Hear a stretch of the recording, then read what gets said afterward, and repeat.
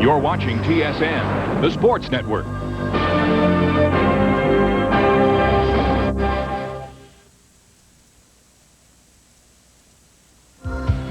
The eyes of Doug Flutie, the hands of Ray Alexander, together a lethal combination. Nice call by Flutie. All right! What a great play. Together, Flutie and Alexander add up to nearly 100 yards a game in total offense. Flutie is the CFL's #1 passer. Alexander, its second-ranked receiver. They combine to make the Lions the most explosive offense in the Canadian Football League. The eyes of Danny Barrett, the hands of Alan Pitts, another great combo. Barrett, time to throw, looks for Pitts. He's got it. Pitts in behind the cover, and he'll score. Barrett trails only Doug Flutie in the quarterback rankings, while Alan Pitts is the league's #1 receiver with nearly 600 yards receiving in only 5 games. Tonight, the CFL's top 2 quarterbacks and its top 2 receivers go toe-to-toe under the dome, live on TSN.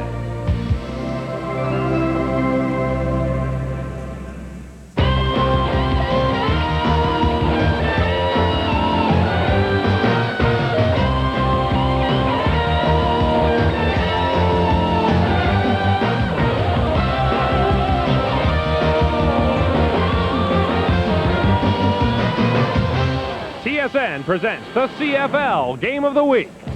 Tonight's game brought to you by GMC Trucks, the trucks more people lean on. And by 7-Up, it's cool, be clear. It's green under the dome in Vancouver, where the Lions are getting set to play host to the Calgary Stampeders in week number 6 of the CFL season. Good evening, everyone, and welcome to the West Coast. I'm Gord Miller. The Lions and Stampeders are very familiar with each other. Tonight's game is their 3rd meeting in 6 weeks. Calgary won in week 1, and last week they went to overtime at McMahon Stadium. Andy McVay's 14-yard touchdown run was the difference in a Calgary victory that ran the Stamps record to 5-0 on the season. Now, the Grey Cup is not awarded in August, and there's certainly a lot of work for the Calgary Stampeders to do, but they certainly have to feel good about themselves coming into the game tonight. They're off to their best start since 1971 when they won the Grey Cup, and they've always played well here at BC Place. They're the only team in the CFL with a winning record here. They come into this game 6-2-1 under the dome. For more on tonight's game, let's go to the man who will describe the action, John Wells and Leif Pedersen. All right, Gord, the BC Lions will try and rebound without their rookie runner, John Volpe. How is that going to affect the BC offense? Well, John, I think it'll affect it quite a bit. Obviously, it's going to hurt the running game, and it means that Lorenzo Graham now will come into the football game. And normally they would line up with Lorenzo Graham and Chris Skinner in the backfield. But don't be surprised if they make a switch tonight. We're going to show you. There's the normal alignment. Now, Mike Trevathan, the young rookie receiver, he is going to be the designated import. They will bring him in on occasion and go into an ace formation. That means Graham out, and then look at the 4 receivers on the right side. Ray Alexander, 1-on-1 on the backside. I'd say that's pretty potent offense right there. Now, from that lineup, can you run the run and shoot out of there? You bet you can, and I think they're going to see that tonight. Joe Paopao told me yesterday, don't be surprised. We're hoping to get the blitz, and then we'll throw a little old run and shoot at them. I think it's going to be exciting. Yeah, and Flutie's the man to do it. We look forward to this one and hope for overtime here tonight, right? No overtime. All right, Gord. Thanks, guys. I don't know about run and shoot, but how about run and gun? We'll see lots of it tonight as Ray Alexander is in our featured matchup going up against Junior Thurman. Coming up next, the Lions have already been to overtime 3 times this season. It's 60 minutes of football, and maybe a little more. The Stamps and Lions coming up next. Week 6 in the Canadian Football League. So far, no team has been able to beat the Calgary Stampeders. The Stamps are unbeaten in 5 games, including 2 wins over the BC Lions, by 5 on July 11th and by 4 in overtime last week. So Bob Obilovich looks for a little revenge tonight against Wally Buono at BC Place. Well, they played some pretty exciting games, these 2 clubs, and tonight hopefully will be no different. Calgary Stampeders get set to kick off to the BC Lions. Mark McLaughlin has the football evening underway. Well, not quite. Lorenzo Graham didn't have a play, so he lets it roll out of bounds. We really see that a lot more this year, and I think with so many great kick returners in the league, the kickers are trying to just plop it into some open areas and allow their cover teams to get down a little quicker and get on it. But Mark McLaughlin that time, as so many in the league have done, kicked it out of bounds. Other action in the Canadian Football League in Week 6.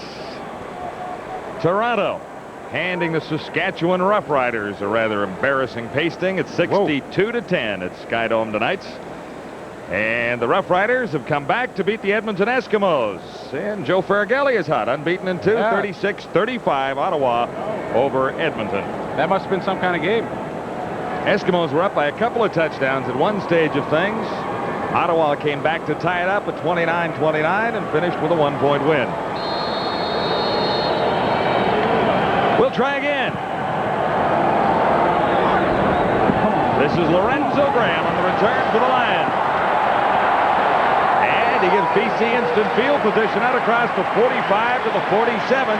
Nifty little 23-yard return. Stopped by Alondra Johnson, number 51. So here comes Doug Flutie.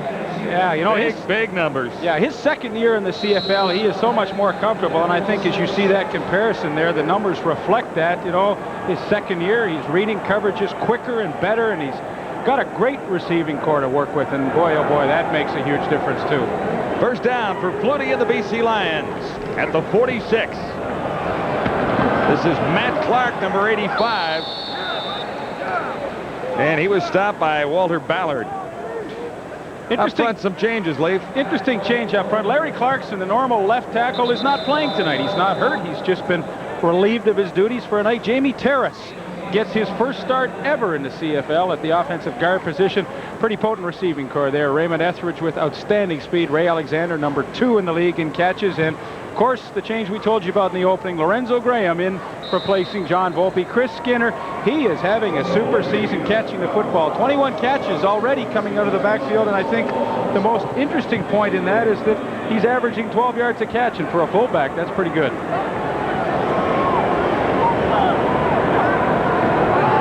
No gain on the previous play, so it's 2nd and 10. Flutie from the shotgun, some running room to this side, but he decides to throw and looks deep. Almost.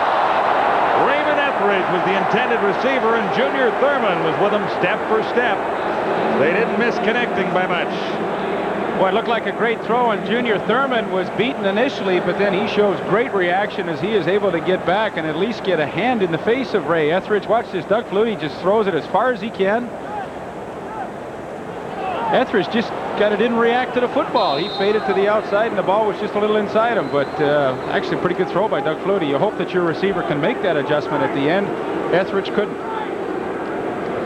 So Lou Pasaglia on 3rd down, standing at his 31-yard line.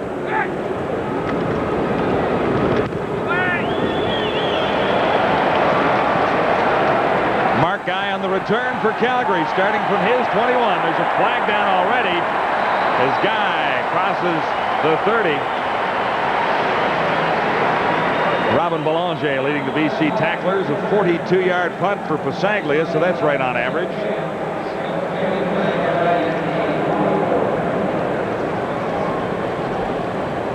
And the call is against the Stampeders.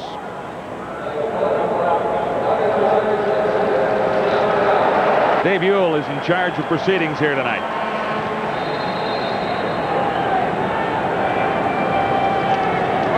Dan Barrett is in charge of the Calgary Stampeder offense, and he's been pretty successful this season and last season. Andy McVeigh. McVeigh is out to the 35 and across. Stopped there by Lolo James and Norman Jefferson. 19 for Andy McVeigh, who had a big week last week. What did he ever? Last week he had 10 receptions for 121 yards. So he's only had 12 catches all year. 10 of them came in one game and had a big touchdown in overtime to seal that win for the Stampeders. Huge hole on the left side. Nice job up front. Kenny Moore and Bill Henry, the guard and tackle on that side, open a great hole for McVeigh. Barrett looks to throw this time. Will he get it away? No. Derek McCready, 3rd sack of the season. You know, if there's one area that the BC Lions have really improved this year, it's that front four. Last year, you know, they only had 33 sacks the entire season.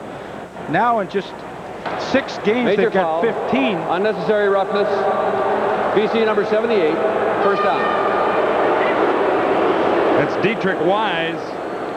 Well, Dietrich, you hate to give a team that's 5-0 freebies like that. You know, they get the sack, and well, all of a sudden, that front four group, though, as I mentioned, really improved over last year. They're going to surpass their sack totals with no problem. O.J. Brigance, the linebacker, boy, what a surprise he has been. Stampeders get a first down the hard way. Ken Watson covering on Sean Beals.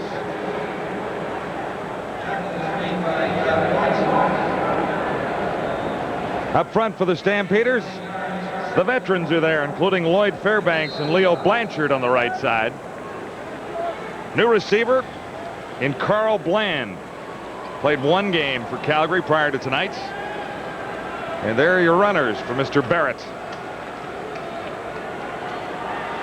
It's a gain of 9, 2nd and 1 at midfield. Barrett carries himself, and the Stampeders keep the drive alive with another first down.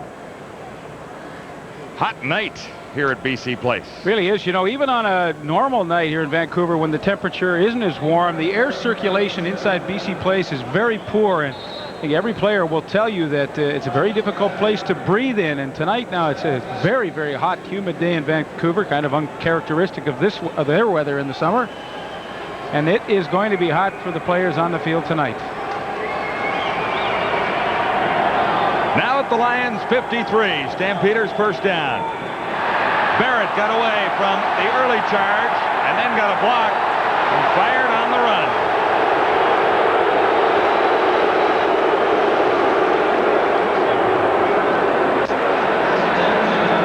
It was number 70, Linnell Mayo.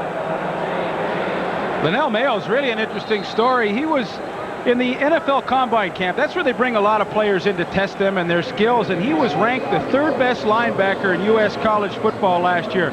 He was not drafted. They felt he was undersized. Watch the penetration he gets right there, and initially he almost makes the tackle. He will chase down Barrett, but he is a real sleeper. Barrett on target for a first down. Calgary out at the 41. Alan Pitts has his first catch of the night in front of Lolo James.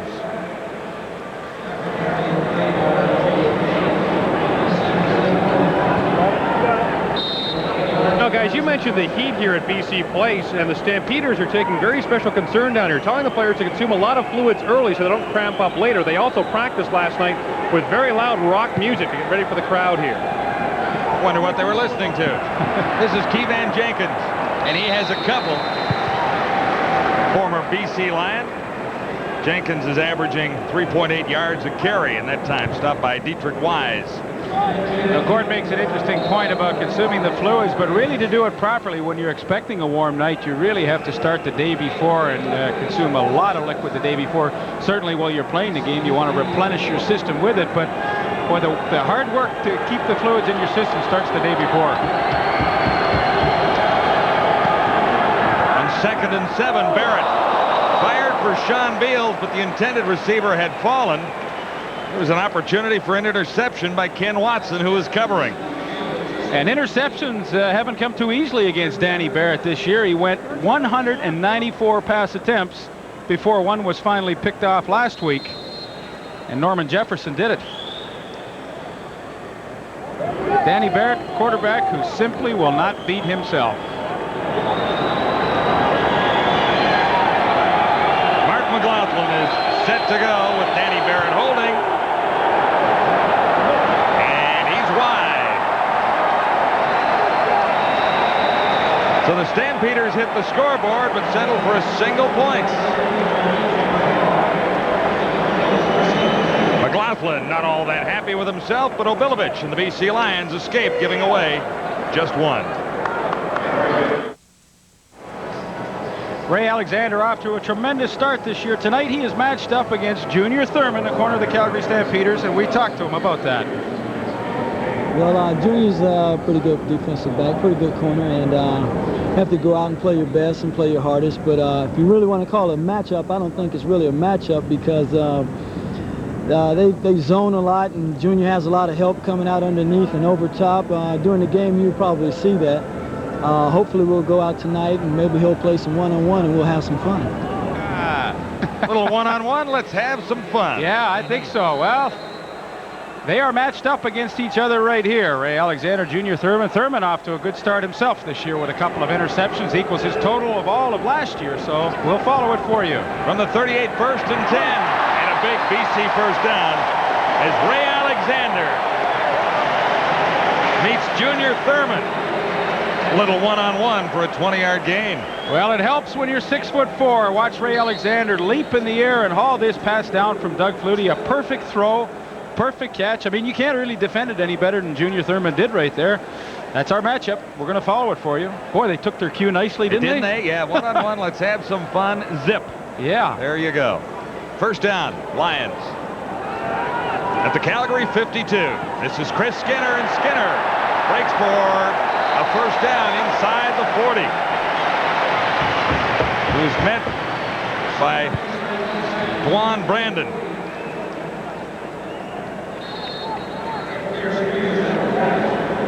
That's a great front four right there. Walter Ballard, Will Johnson. Will Johnson's 30 sacks in 31 games he's played in the CFL. Alondra Johnson, of course, the big interception for a touchdown last week. Junior Thurman and the veteran Ronnie Hopkins of 9 years on the corners. Flutie on first down to the far side. Raymond Etheridge. And he's short of the first down, but the Lions are moving it. John, you heard Ray Alexander talk about the fact that the Calgary secondary would play a lot of zone. Well, if they're going to, that is a super call on first down. You expect soft coverage on the corner. That allows Etheridge time to run with the football if you hit him quickly, and that's a nice situation. Pick up 7, you got 2nd and 3. Now makes offense a lot easier for Doug Flutie. From the 33.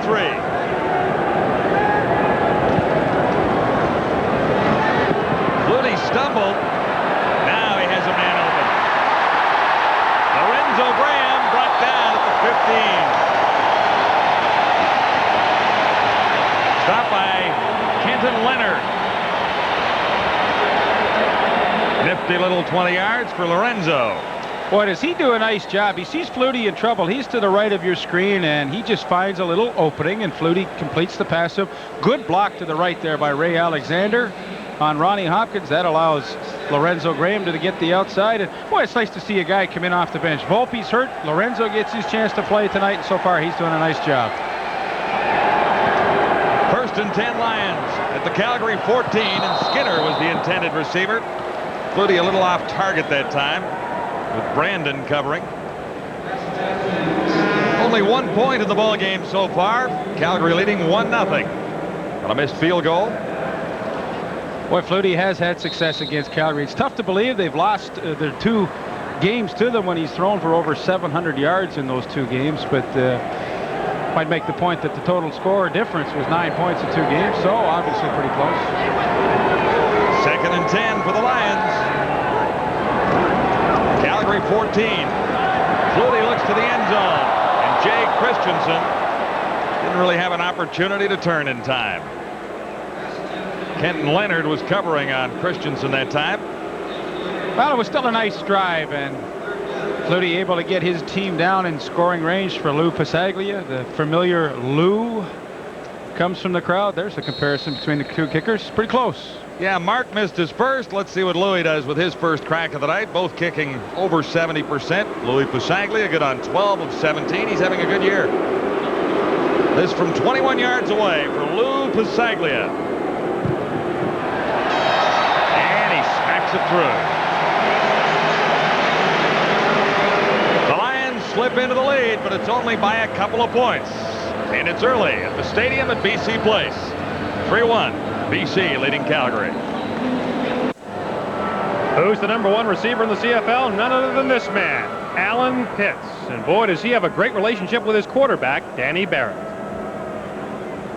I think so far this year, yeah, Danny and I have had a good thing going. I think it stems from the way we ended up last year.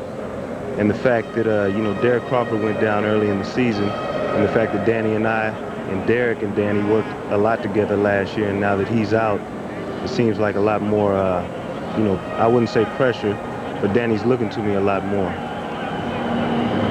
And speaking of Derek Crawford, the Stamps will take another look at the injured receiver later on this week, decide when to take the cast off. He, of course, was injured in this stadium in week 1 of the season. Ready now for the BC Lion kickoff. This is Ron Hopkins out across the 40-yard line and forced out near the 44 by O.J. Brigance, number 57. Nifty little 31-yard return for Ron Hopkins. Well, he only needed 9 yards to become the 3rd leading kick returner in CFL history. I thought he might keep the ball. He's over 5,000 in kickoff return yardage. Quite an accomplishment. There you see it. He trails Dwight Edwards, who's number 2 by 393 yards, a little less now. And, of course, Leo Lewis, the all-time Winnipeg Blue Bomber great, still the leader. But I think if Hopkins stays healthy, he will end up being the all-time leader in CFL history. 1st and 10 for Danny Barrett and the Calgary Stampeders. And that is no catch for Carl Bland.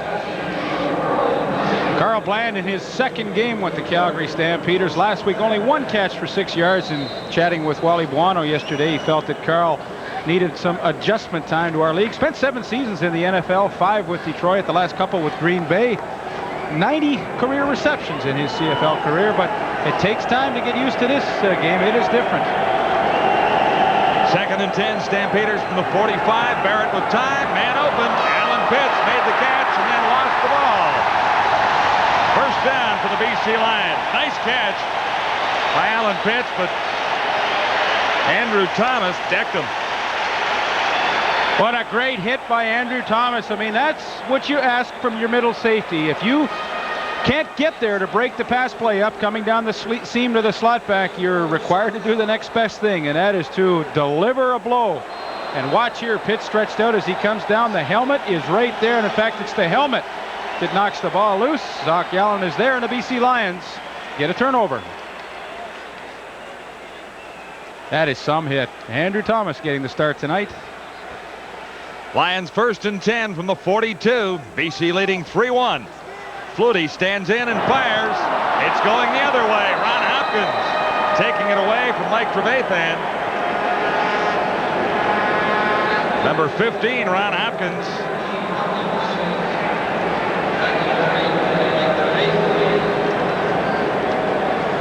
Ray Alexander coming across the middle, and as a defensive corner, you cannot do it any better than that. Breaks underneath, good timing, goes up and just simply outfights Ray Alexander for the football. So he's become the 3rd all-time kickoff returner tonight. Now he gets an interception in the 1st quarter. Nice start for him. And he was shaken up on the play, Leaf. Hopkins being attended to.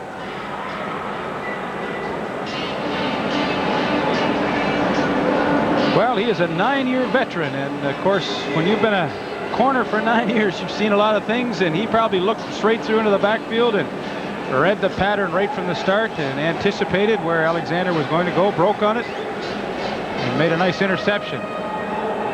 Don't like this, though.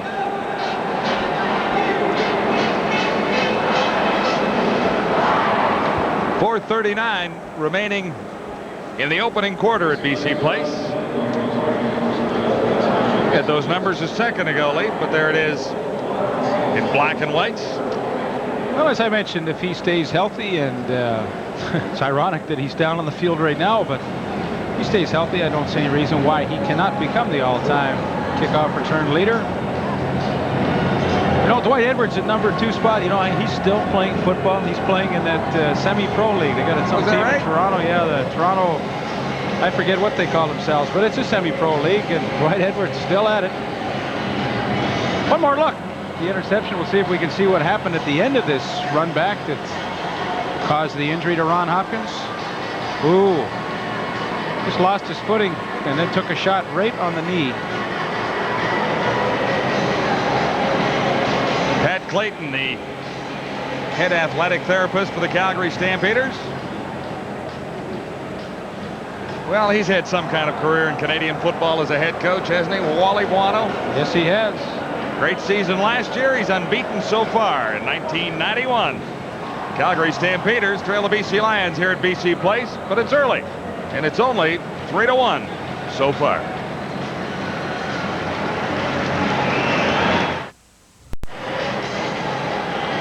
Welcome back to the stadium at BC Place, where the Lions lead the Stampeders 3-1 with 4:39 to play in the opening quarter. Two pretty fair reasons here for the success of the top two CFL quarterbacks so far this season, Doug Flutie of BC and Calgary's Dan Barrett. Calgary coach John Hufnagel, the offensive coordinator in charge of quarterbacks and receivers. He spent 12 seasons as a quarterback in the league with Calgary, Saskatchewan, Winnipeg. And for the BC Lions, Joe Paupow, the quarterback coach. 11 seasons in the CFL with BC, Saskatchewan, and Ottawa. I believe these two guys must be helping the adjustment of their quarterbacks just a little bit. Oh, there's no question about that. Both of those quarterbacks, John Hufnagel and Joe Paupow, great technicians on the field. They certainly understood how to read defenses and how to attack in a defense, and I'm sure that they've been able to give a lot of good help and information to both their quarterbacks. Two great guys, too. Yeah, they really are. A nice chat with Joe Paupow yesterday. I always look forward to seeing him when we come out to Vancouver or do one of their games on the road. And always got a smile and a friendly manner. Good guys. Another happy guy is Danny Barrett. He'd like some points on the scoreboard right now, but he's had things rolling for the Calgary Stampeders all season long. Keevan Jenkins on 1st and 10 Calgary after the turnover. It's loose again, and who's got it this time?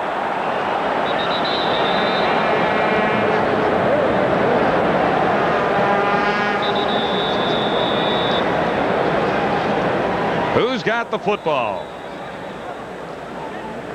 Lloyd Fairbanks coming up with the loose football. The fullback. Yeah, Lloyd the fullback. Lloyd the fullback. He returned a fumble. We showed you in the CFL report before our game tonight, but see the ball pops. Hard to see who knocked that ball loose, but actually it was Billy Henry, number 63, the left guard, who comes up with that fumble recovery. So a break for the Stampeders. They have had difficulty running the football this year. That is no secret. They are second to last in rushing. To the only team that has done a worse job is the Hamilton Tiger Cats, but only 94 yards rushing per game, and really that's kind of surprising for a team that's undefeated. They have been able to beat teams through special teams and good field position. One other injured Calgary Stampeder, and it's tough to get a license number on. I think it's Keevan Jenkins. Keevan? Who took the hit, coughed up the football.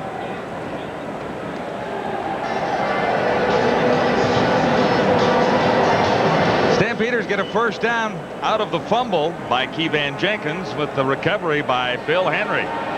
So that play's not in the book, but it worked about as well as the Fairbanks fumble return for a first down last week. Well, sometimes the best plays are the ones that aren't scripted, and Calgary Stampeders get a break there.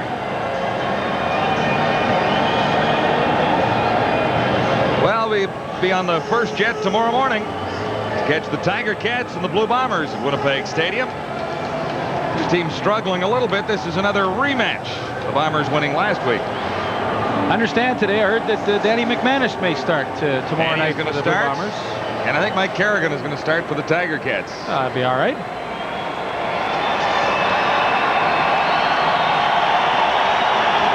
Jenkins heads to the sidelines. He's a little wonky right now.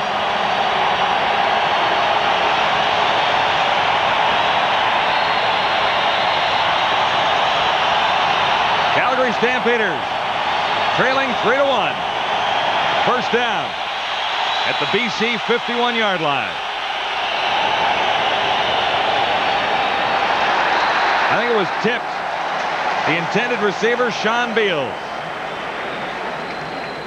You know, I was talking to Pat Clayton just before Ron Hopkins got injured. He was talking about the turf here at BC Place and how slick it is. It's especially slick on the paint at center field, which is where Hopkins slipped. And when he came off the paint, his ankle then grabbed, and that was what caused his ankle to turn. Now 2nd and 10. Calgary at the Lion 51. Barrett looks deep, and it's almost intercepted. Andrew Thomas was covering Number 21 on Sean Beals, number 88. It's the second big play he has made here in the first quarter. That time to knock the football away. He is an interesting story. Originally in 1989, he was the first-round draft choice of the Saskatchewan Roughriders. Well, in that year alone, Saskatchewan traded him to Winnipeg. Winnipeg then traded him to Toronto. And then Toronto ends up trading him to BC this year. So in 2 seasons, he's been traded 3 times. Unbelievable. Now he's starting for the Lions. Norman Jefferson on this return for BC. And Dave Sapunjas led the tacklers for Calgary. 49-yard punt, and the Lions start deep in their own zone, back near the 10. You look at Flutie, and there are his numbers so far this evening. But, we always think of him as such a great rushing quarterback. Well, compared to other quarterbacks in the league, he's just 4th in quarterback rushing this year. But I think the most impressive thing is the way he is able to buy himself extra time in the backfield when the pressure comes. That's where his running ability has been so important this year. 3:19 to play in the opening quarter, and the Lions are 1st and 10 from the 11. Chris Skinner finds a little room to the outside. Stopped by Kenton Leonard, number 30. The gain is 5.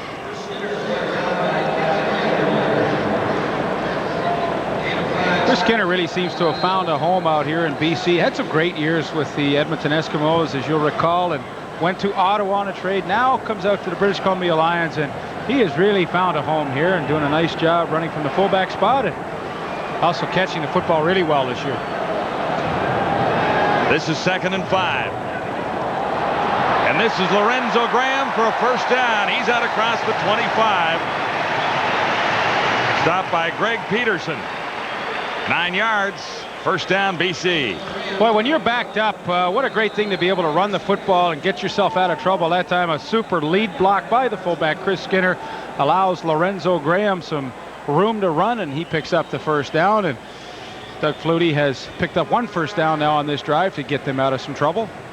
Good blocking along the left side. Now we're going to have a look at Jamie Terrace starting his first game ever at guard. Flutie escapes. Little shovel pass for Chris Skinner. And there's a couple of yards in it for Skinner.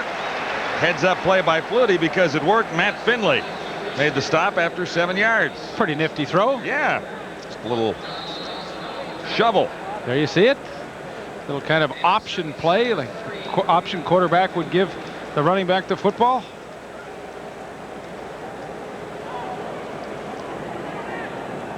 The gain is 7 at 2nd and 3. Lions out across the 30 at the 32 now. And leading Calgary 3-1 in the opening quarter. Lorenzo Graham for the first down. He's all the way to the 45. Nice run. Greg Peterson, the safety, up to make the stop with a little help from Walter Ballard. Well, we talked about John Volpe being out of the lineup, and would that affect the running game? So far, it hasn't made a dent in the offense at all. Lorenzo Graham, 14-yard pickup right there. And boy, he made a super cutback. And Jamie Terrace, once again, number 60, the left guard, with a super block on Sreko Zizakovic. Your pal. Yeah, I like Sreko. He's got a great name. Strong name. Flutie in trouble, and he's down this time. Will Johnson is there. And so is Dwan Brandon, number 97. Will they share that one? I kind of give it to Brandon there. He Okay. got there first. He's coming on the blitz, try to get a little extra pressure on Doug Flutie. One of the few times with the Stampeders in man-to-man coverage tonight, and Brandon gets there with a little help. No, that's his sack. Brandon sacked. Okay. Give it to him. That's his first sack of the year. No, he was a strong safety in university and beefed up to 6'3", 220, and very agile from that outside linebacking spot. Good in the pass coverage, and of course good at coming on the blitz. 2nd in a bunch for Doug Flutie, throwing on the run, far side, and they call it a catch. Matt Clark, number 85, big reception. He's just short of the first down. Less than a yard. What a pleasant surprise he has been for the BC Lions this year. You know, coming into the season with Jake Christensen, their super slot back, hurt, they were wondering, what are we going to do? We got 2 rookies here. Well, Matt Clark, all he has done now is catch 22 balls in his first 6 games, and he's been unbelievable. He reads coverage as well. 3rd all-time receiver in Montana, University of Montana history. Yeah, Matt Clark, the wide receiver, not to be confused with number 39, Matt Clark, the running back, another rookie out of UBC.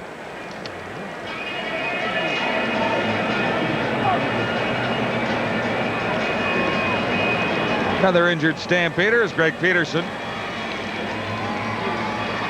He got a poke in the eye there. He'll be back. Boy, did he have a good year last year. Greg Peterson, first time he was selected to the All-Canadian team as the safety. No time remaining. This should be the last play of the opening quarter. And Flutie couldn't find anywhere to go. He didn't make it. Gamble on third down. He didn't make it. That's a strange call. Very strange call. Alondra Johnson came in and stuffed the play. So that'll go as a turnover for the BC Lions. The gamble didn't quite pay off. Let's send you back now to TSN Control and get you updated on the rest of the CFL action tonight with Chris Siedens. First quarter statistics brought to you by General Motors. Not much to choose between the two, but the last turnover by BC, a strange one. In fact, the Stamps think it was a broken play. It was supposed to be a handoff on third down, and they just missed it. Whatever it was, it's Calgary football.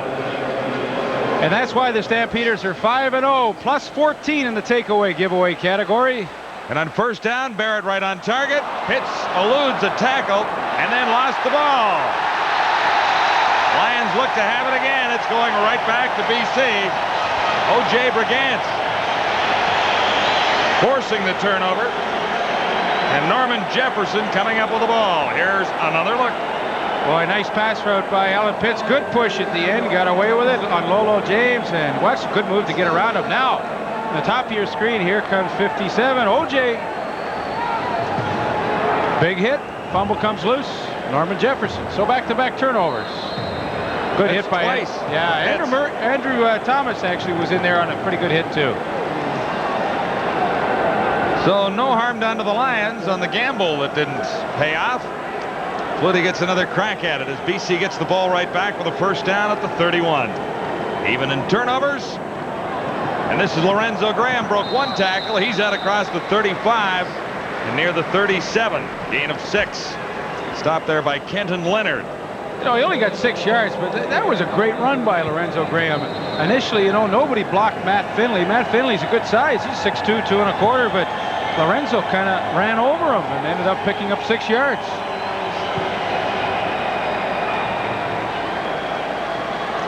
Second and 4 for Flutie and the Lions.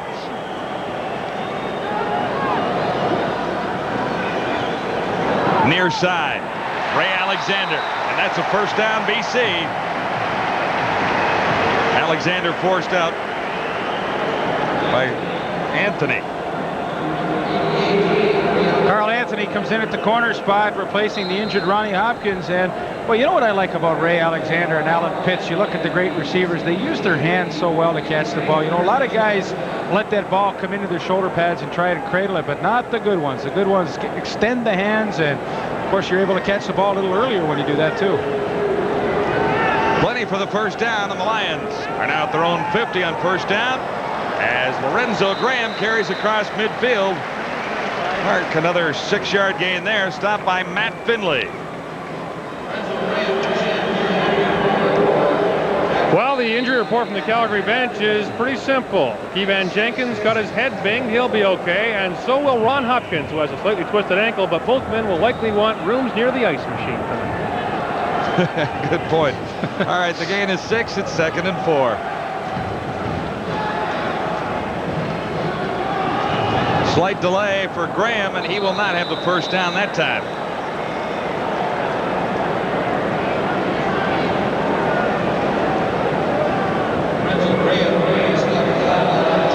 It's funny, the BC Lions coming into this game not really noted as a tremendous rushing team. 4th in the league in that department. They have about 130 yards a game, but that time on second and reasonably on long yardage, trying to fool the Calgary defense, but they didn't. So here's Lupa Saglia on third down. Lions leading 3-1. And it's early in the second quarter at BC Place. 1 deep for the Stampeders. Mark Guy has to go a long way to come up with a football. Saglia kept it away from him, and as a result, the Lions are able to limit the gain as Chris Major led the tacklers. 43-yard punts and very little gain. Here comes Dan Barrett. Coming up at halftime, we'll go back to our TSN Control Center for another sports update. Between the Lines takes a look at television broadcasts. We'll show you how it gets done. I've always wondered. And John and Leaf will be by with their analysis of the first half. Well, so far the analysis tells me that turnovers have kind of hurt this game. Yeah. Both teams moving the ball not badly, but then little mistakes here and there, stalling drives. Keevan Jenkins carrying on first down, and he was stopped by O.J. Brigance. Boy, that's a name you're going to hear a lot of throughout his career. O.J. Brigance, a rookie from Rice University, 29 tackles coming into this game. He's added a few more. That was second in the CFL, and boy, for a question mark at the beginning of the season, has he ever played well? Andy McVeigh, and he'll have a Stampeder first down out across the 40. Good call by Dan Barrett. Norman Jefferson over to make the tackle for BC. See, you're learning, Johnny. You know, in the second in line, they drop back in the zone. You throw underneath it to your running back, and you expect him to pick up a few extra yards in a first down. Good read by Danny Barrett. Nice execution. On first down, Barrett to McVeigh on the other side. He lost the ball. Chris Major is gone.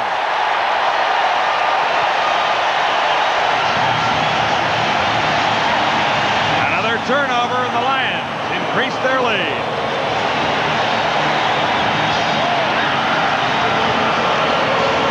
Boy, this is not Calgary Stampeder football. You're looking at a team that in the first 5 games of the season just simply did not beat themselves, but a fumble here by Andy McVeigh, the good hit by Ken Watson, and Chris Major has a pretty easy ride into the end zone.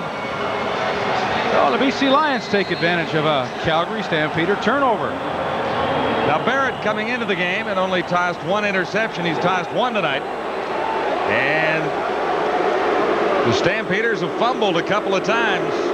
That's the 3rd fumble, and that one cost a touchdown.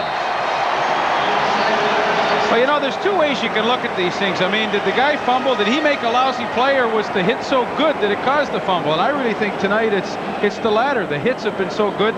The hits have been creating the fumbles. And boy, the Andrew Thomas had some super hits tonight. Now Kenny Watson with the big hit, fumble recovery.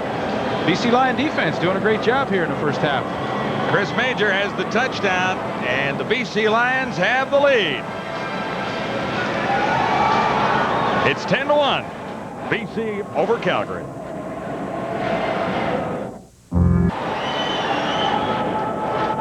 Welcome back to the stadium at BC Place. Chris Major has just taken an interception for a touchdown to give the, or a fumble for a touchdown, I should say, to give the BC Lions the lead. Here's other games tonight. Ooh, tough night on your old Rough Riders. Leaf 62-10 at Skydome. Ouch. Yeah. But Joe Farraghelli from Mayor of Ottawa. I would say he's got a good shot right now. Papa Joe has come back and relaxed that football team. And, of course, you know, the coaching staff, and, of course, Steve Goldman, when he was there before he was let go, always maintained that they had the talent to win. Things just weren't working out that way. So maybe a more relaxed attitude has helped that club. No question it has. The BC Lions taking advantage of costly Calgary turnovers in this one tonight. Set up all the points so far. Stampeders unbeaten in 1991. And going back to last year, regular season, the Stampeders have 8 wins in a row.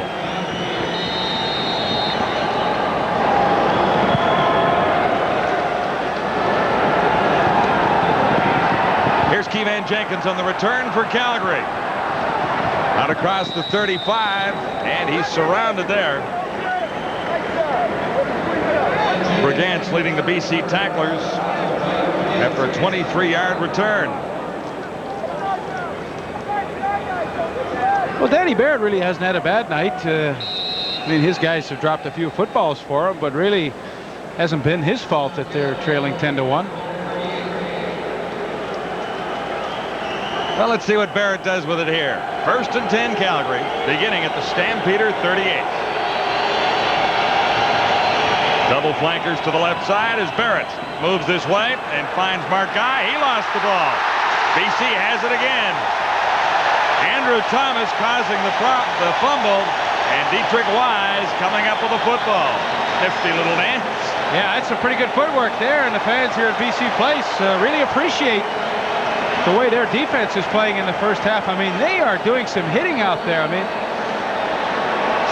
that was a great pop by Andrew Thomas. I mean, he's having a career game in one half here. The third tremendous hit there. Actually, the fourth tremendous hit he has made tonight. There it is. Wraps the arms around and just strips the ball loose from Mark Guy. Dietrich Wise is there, and here come the Lions. Dietrich Wise actually stole it away from another BC Lion. Lolo James had a pretty good chance at the recovery. Here are the Lions, 1st and 10, beginning at the Stampeder 44. Far side, Matt Clark, just short of the first down. We got the ace backfield in there now with 5 receivers. They got the ace backfield in there. Lorenzo Graham out. Mike Trevathan, number 77, comes in. And watch this, to the right side of your screen here. I think they're going to go to hurry up. 4 receivers to the right side.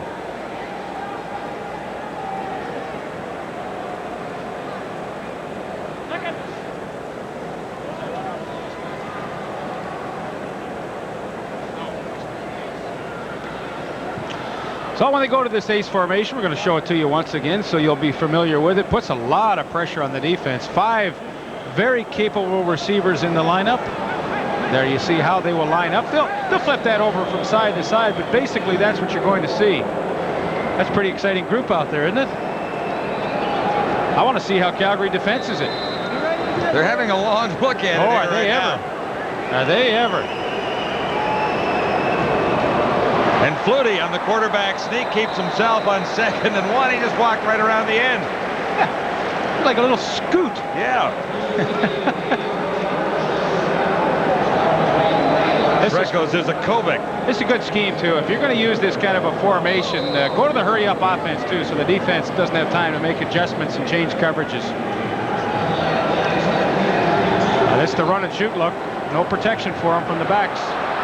Flutie fires. Clark makes the catch. He's inside the 20 at about the 19.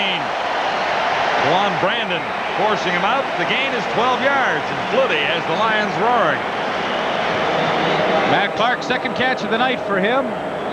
There's the ace backfield. See 3 guys clear out, and Matt Clark wide open in the flat. That puts a lot of pressure on the defense. You see it there, Calgary trying to zone it. That means there's openings underneath.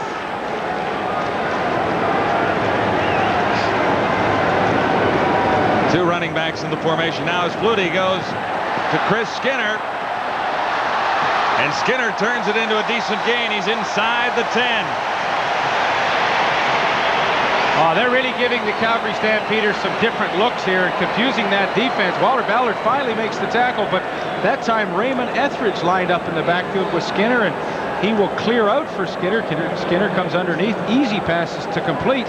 And at this point in time, the BC Lions really have the Calgary defense confused, and they're almost lucky that Stu Laird is down with an injury right now, so they can take a little time and figure this thing out.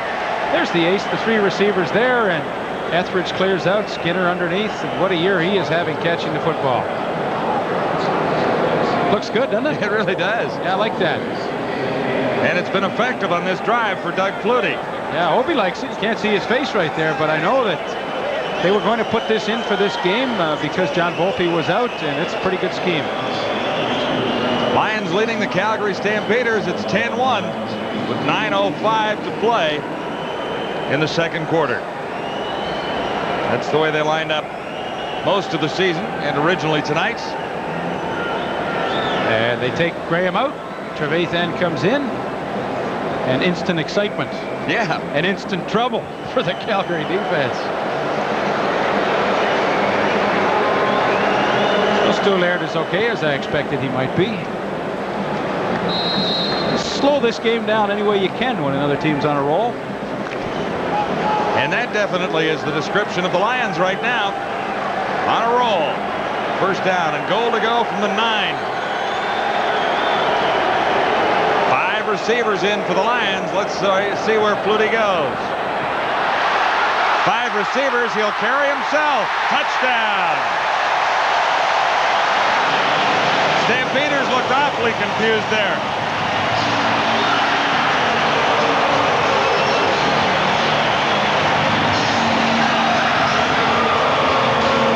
You get a lot of pressure up front from your front four, you are in a lot of trouble. All the receivers clear out downfield. Skinner was out of the backfield. That's 6 receivers downfield and everybody chasing them all over the place. So Doug Flutie says, hey, if nobody's going to cover me coming out of the backfield, I can just waltz it right in. And the BC Lions right now, everything going their way.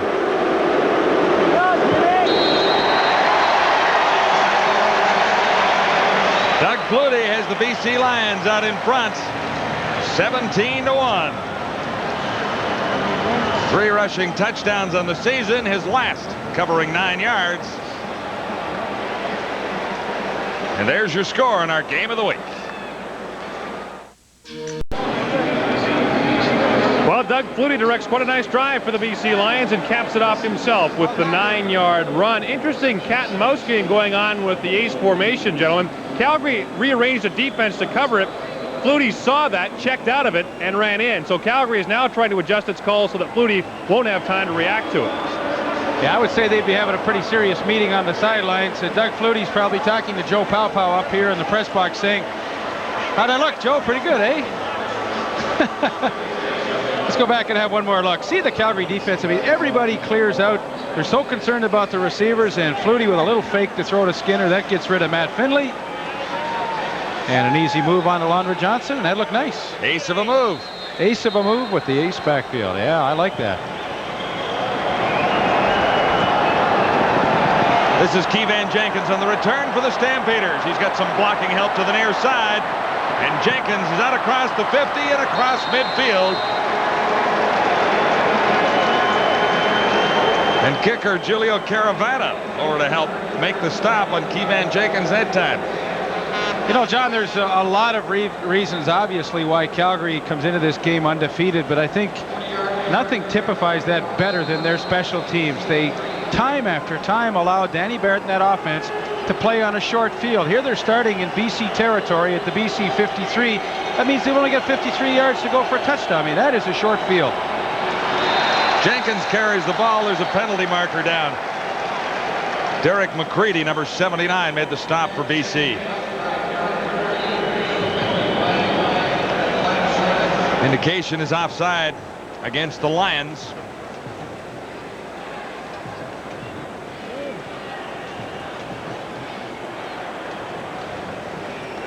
Offside.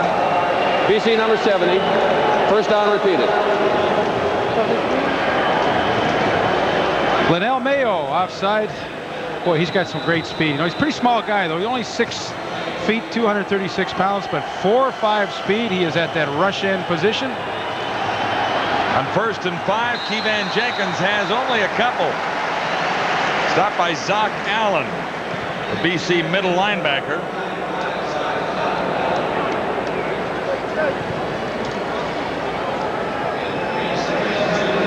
There's Zach Allen, number 44, also a rookie, Texas A&I. This is 2nd and 3, and Jenkins carries.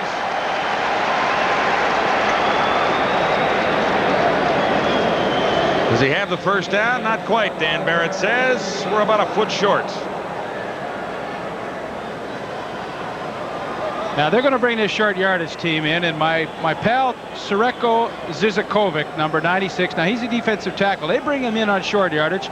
He will play a tight end. There's Sreko, number 96, Ohio State, 2nd year in the league. I was pleading with Danny Barrett before the game. I said, Danny, throw him the ball on short yardage.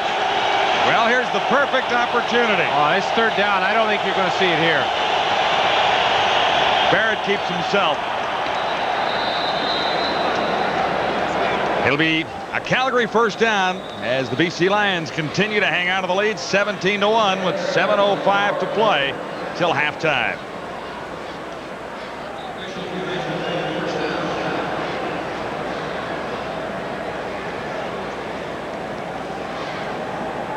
Dan Barrett asked us to say hi to his mother, Susie, who's visiting from South Florida and visiting her little grandson Joshua in Calgary. So it's a mom from Danny Boy. Hi from Vancouver. And your son's doing just fine tonight, Mrs. Barrett. And he's had a lot of great help from his quarterback coach, offensive coordinator John Huffnagel. Barrett over the middle and behind the intended receiver, Sean Beals. Coverage by Ken Watson.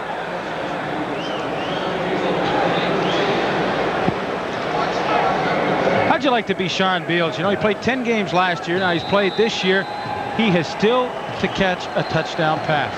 41 catches. He still can't get in the end zone. 13 this season for 218 yards, no TDs. Barrett has it taken away. They rule that he was in the motion of throwing the ball.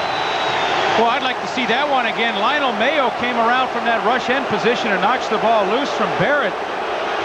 And initially, it didn't appear that Danny Barrett was trying to throw the football. But, you know, that's his forte. He has great speed. He was with the LA Raiders this year, released, now joined the BC Lions. Let's see if that arm is in motion. No, that's fumble. No question. Looked like a fumble to me when it first happened, and the BC Lions should have had one there. Another penalty marker is down as Matic booms one into the end zone for a single point. We'll find out what the infraction was. I think you're right on the call, Leaf.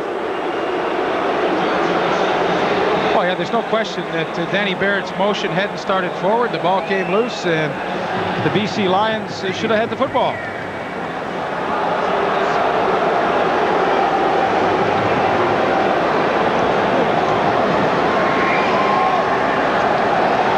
We await the call from referee Dave Ewell with 6:33 to go till halftime.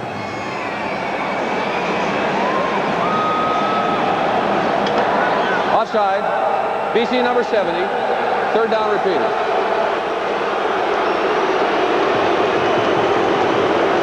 So now it is 3rd and 5. It's still a Calgary kicking situation.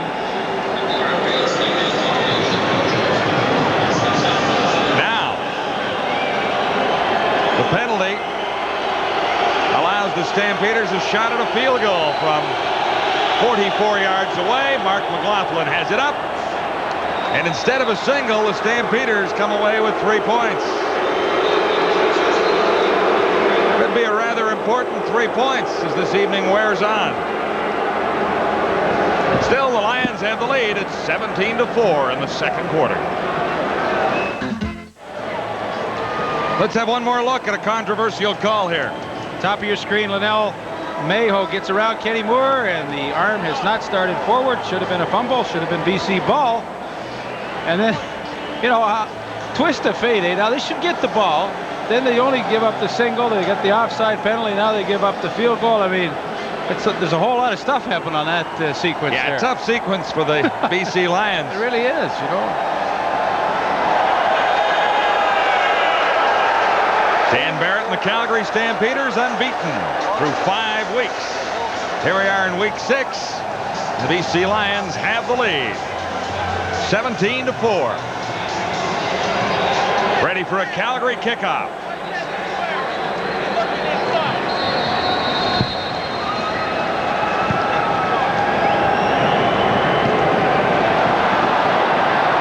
On the return for the Lions, Lorenzo Graham out to the 40. Just about had a couple more, but he was grabbed from behind by Dan Wicklum.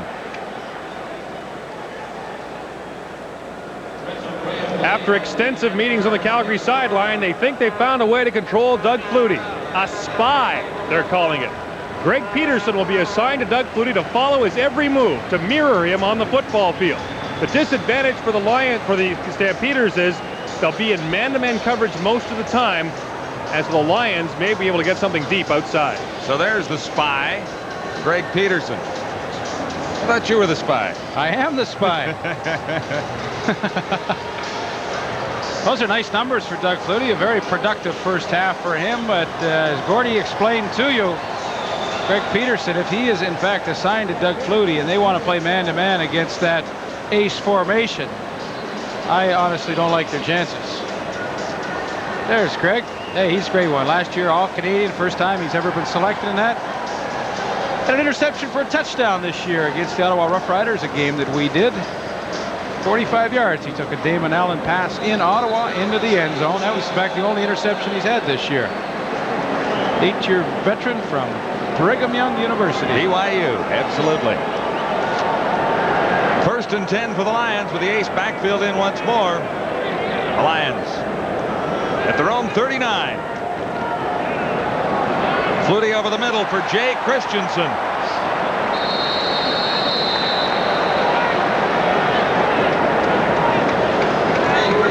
What this is really allowing the BC Lion offense to do is play ball control through the passing game. Watch this. You get a nice wide shot. Here comes Christensen, takes the bump and just goes underneath. And these are very easy passes for Doug Flutie to complete. Very high percentage and very effective as they move the ball nicely. 6-yard gain, 2nd and 4 Lions now. At the 45, Flutie comes to the near side, and Matt Clark should have made the catch. Had it in his mitts, and he dropped it. Well, they ran a great pick with Jay Christensen coming down inside. He picked off Darrell Hall, and Matt Clark was wide open. Pass, of course, he should have caught, but boy, you have to like the scheme. There you see Christensen, the bump inside actually was Dwan Brandon, and Matt Clark was wide open. But Calgary not adapting too well to that ace formation. I'd almost take out a linebacker and bring in an extra defensive back at this point. There's a good plan. Yep. Bisaglia across the 35 to get this kick away.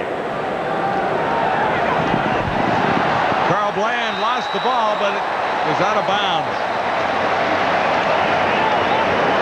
39-yard punt for Lou Bisaglia. And Bland is slightly shaken up. But a tough night on the Stampeders. They've had lots of injuries.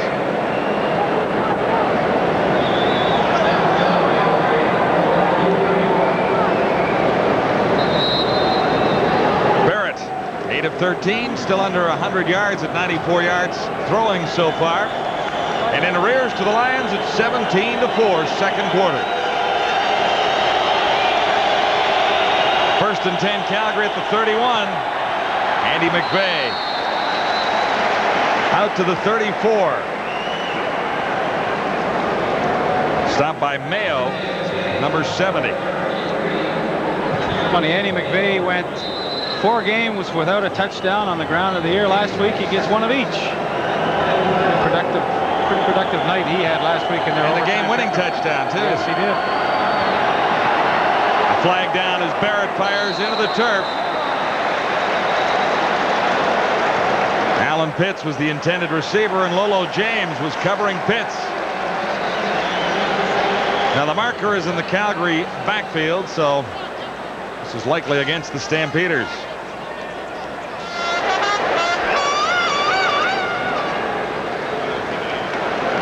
Holding. Calgary number 62. Declined. 3rd down. Well, coming into this game, the Calgary Stampeders had only had 3 holding penalties the entire season on that offensive line, and Pat Hines picks up his 2nd holding penalty of the year. You know, they've given up the most sacks coming into this game. Maybe that's one of the reasons they haven't learned how to do that sneaky holding stuff. Sneaky stuff, yeah. Trevathan has no play down near the BC 40.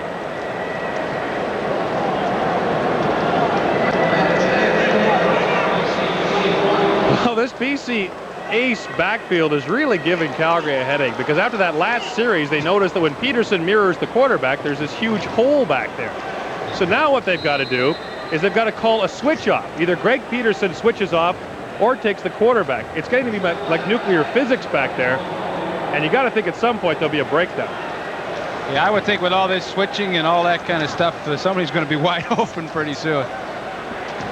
Let's see what the Lions do with it. 1st and 10, BC at the 41. Yes, there's room for Doug Flutie, who has a 1st down out near the 51. Pinned there by Walter Ballard. All right, he's going to get a good look at the ace and what kind of an effect it has on the defense. Like, I mean, everybody is dropping off to cover these receivers. It looks like a fire drill out there. And what that allows is Doug Flutie, when he breaks and gets a nice lane like he has right there, look at all the room he's got. I mean, this is nice offense. I mean, this is fun to watch. 11 yards for Flutie. First down. Check that. It's second down and a half a yard to go. Flutie on the quarterback drop. And he has the first down easily. Nice block by the center, Ian St. Clair, on number 96, Sreko Zizakovic. That he turns him to the outside. Flutie on the little quick one-step quarterback draw. Boy, another nice drive put together by Doug Flutie. St. Clair played his 100th game last week. That's a nice accomplishment for him. 3-minute warning is up. And it is 1st and 10 when we return for the BC Lions. Currently in front, 17-4.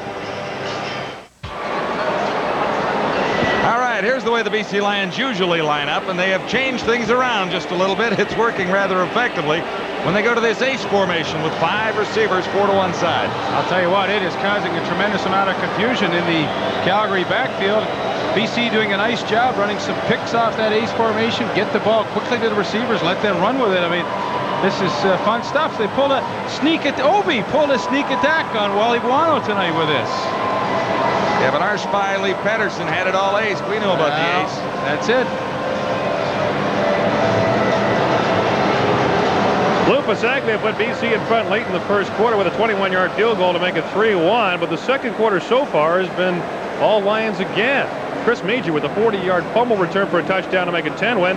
Then Doug Flutie in from 9 yards out made it 17-1, and then that somewhat controversial field goal. Mark McLaughlin from 44 yards out, and it's 17-4 BC. And the Lions have another first down. They're out across midfield just into Calgary territory now. 1st and 10 BC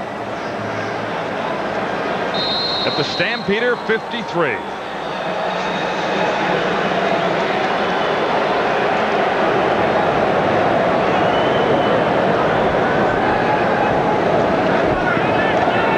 Receivers, he gives it to his only running back, and Chris Skinner gets to the 50 and is forced back there. Alondra Johnson was there, so was Kent Warnock, number 93. You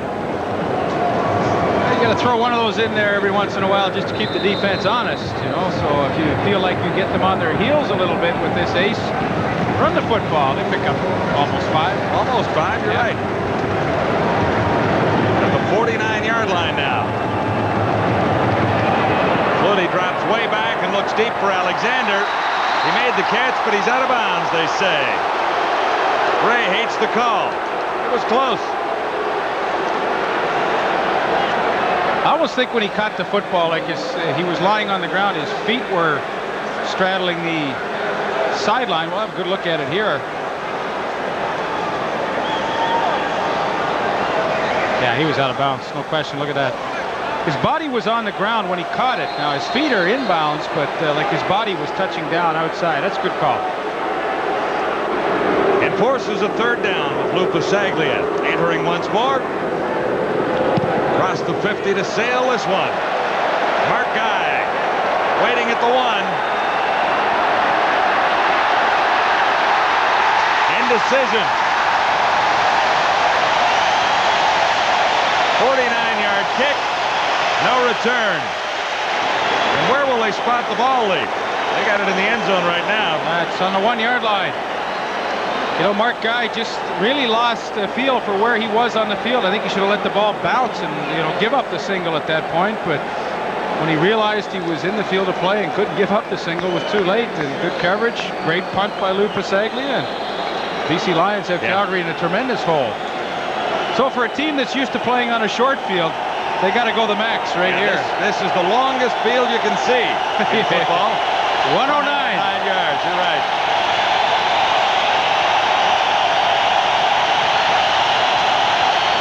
Barrett from inside his end zone for Alan Pitts. Lolo James covering. He is tough, 1-on-1. Alan Pitts, the leading receiver in the Canadian Football League in yardage and with receptions. They'll measure it. It looked like he had the first down, but we'll get a closer look. 17-4, the Lions leading.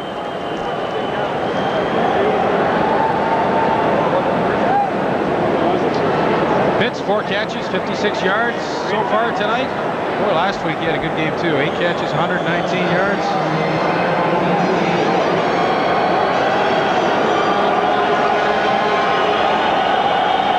His catch right there gets the Stampeders out of a big hole. First down, Calgary. Out at the 12 now. Barrett, far side. And too high for Sean Beals. Andrew Thomas, step for step with Beals. Penalty marker down. Lions were a little quick. 1:55 to go to the half. Offside. BC number 70. First down repeat. Mayo again. Hold the Mayo. I like that. Barrett far side for Beals on 1st and 5, and that's another Stampeder first down. Ken Watson made the tackle after a 15-yard gain. Boy, Danny Barrett's done a nice job getting his team out of trouble, starting this drive on their own 1-yard line and now moving it out to their own 30, and that's what this game is all about. Field position, you know, get yourself a few first downs, get out of trouble, and the worst thing you have to do is kick it away. You at least reestablish some kind of field position. He's done a nice job so far. Out at the 30-yard line now. After beginning at the 1, and Barrett goes for the home run. He's got his man. Carl Bland, number 85, makes the catch. In front of Andrew Thomas, number 21. Well, they run the out and up. There's the little pump fake by Danny Barrett. Carl Bland gets in behind Norman Jefferson, his first catch of the night. A nice 40. One, too. Yeah, you know, we talked about them having to go the max, 109 yards. They're more than halfway there. Yeah, they're well on their way. Carl Bland, second catch in the CFL now. 1st and 10 Stampeders. Already at the BC 33. Barrett. For Bland again. Stopped short of the first down by Norman Jefferson. It's funny, I talked to Wally Buono specifically about Carl Bland. I didn't know him at all, and yesterday Wally said, well, you know, like he's a typical receiver. He's got some experience, but he just needs to see our game, you know, a few more times, how fast it flows, and so far tonight he looks pretty comfortable. 2nd and 6, and Alan Pitts has the catch at the 20. Jefferson on the tackle once more, but it will be another Stampeder first down as the drive continues. Nice combination pattern between Carl Bland and Alan Pitts. Bland clears out. Pitts runs the out underneath him, and Wally Buono should be happy. His offense finally putting together a consistent march tonight. 1:09 to go to the half. Lots of time for the Stampeders to score. 1st and 10 at the 19. Barrett. Pitts is wide open. Touchdown. There was nobody for blocks. Somebody made a mistake. Was there a little error back there late? I think so. I don't think it was his fault. Number 13, Kenny Watson, number 3, initially is lined up on Alan Pitts in the slot. There you see him. Now he must think he's playing zone coverage, obviously, and he's expecting Pitts to be picked up in the deep third of the field by Chris Major. Major says, I'm playing man-to-man. That's not my spot. So you say error 3. Well, yeah, that's an error. I don't know on whom, but... Well, 3 Watson, no? Yeah, Yeah, Kenny, I got to hang that one on you. But 109-yard march. They did it. They just need a little encouragement. That's right. Well, we've got a pretty good ball game cooking here now. The converts is good. There is a penalty marker down. We'll Offside. check out the infraction. BC number 37. Penalty will be applied on the kickoff. Single point. And the convert does stand. Boy, what a job Danny Barrett did right there. Alan Pitts, Good job, man. 6th touchdown of the year, as you see. And, you know, we talked to Alan Pitts and talked about chemistry with himself and Danny Barrett. And, boy, they have really come up with a good package this year. And he has picked up the slack since Derek Crawford went out in the first game of the season. Very underrated quarterback is Danny Barrett.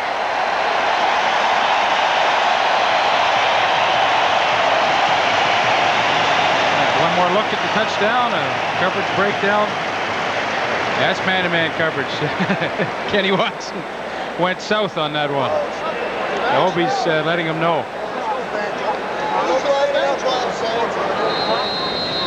Obi was a happier guy about 15 minutes ago. 17-11 now. So was Murray Peasant when he walked into our booth. He was all excited. He says, boys, isn't this great? We get the big lead. Well, it's not a big lead anymore. A couple of field goals, and it's all back to even here. Yep. The drive covered about an $8 cab ride, 109 yards, 5 plays, and they cap it off as Danny Barrett goes to his favorite receiver, Alan Pitts, from 14 yards out. With 45 seconds till halftime,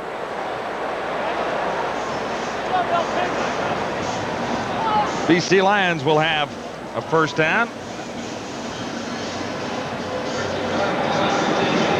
Darcy Kopp is shaken up on the play.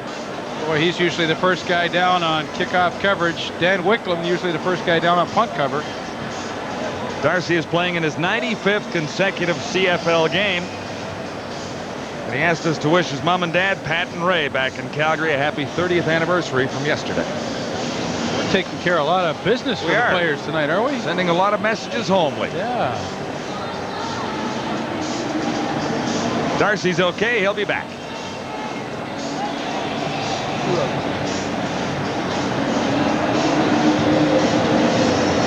Coming up at the half, we'll have our TSN Sports Update. They'll show you highlights of the Argo-Saskatchewan game. There'll be plenty of those. Between the Lines takes a look at our telecast and how they're put to air. And John Leaf will stop by and tell us what happened in this first half.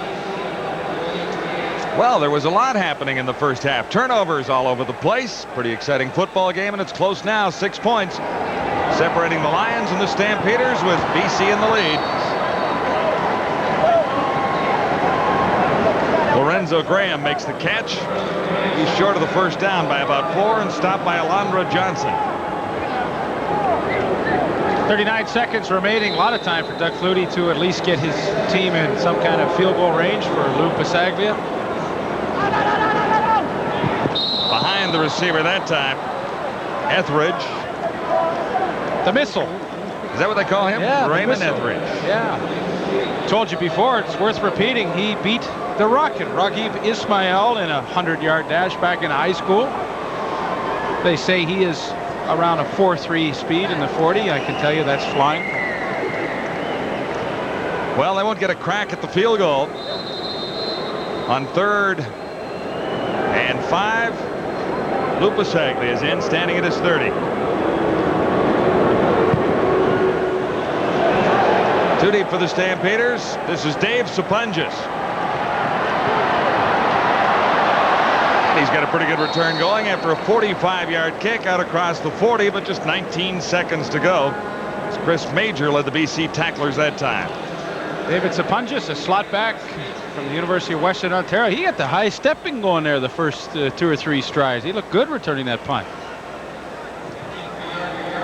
Well, Barrett has time for a couple of plays with 19 seconds to go. Yeah, if he works fast, he can get 3, maybe 4. I'd take a look at Pitts right down the seam.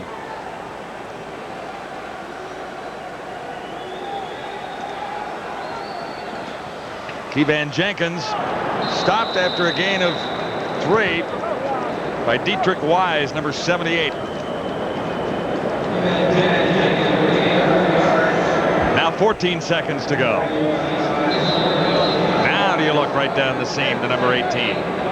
Well, you had the coverage you wanted on first down. They were dropping off and giving Calgary receivers lots of room. Semi-prevent defense. I don't know.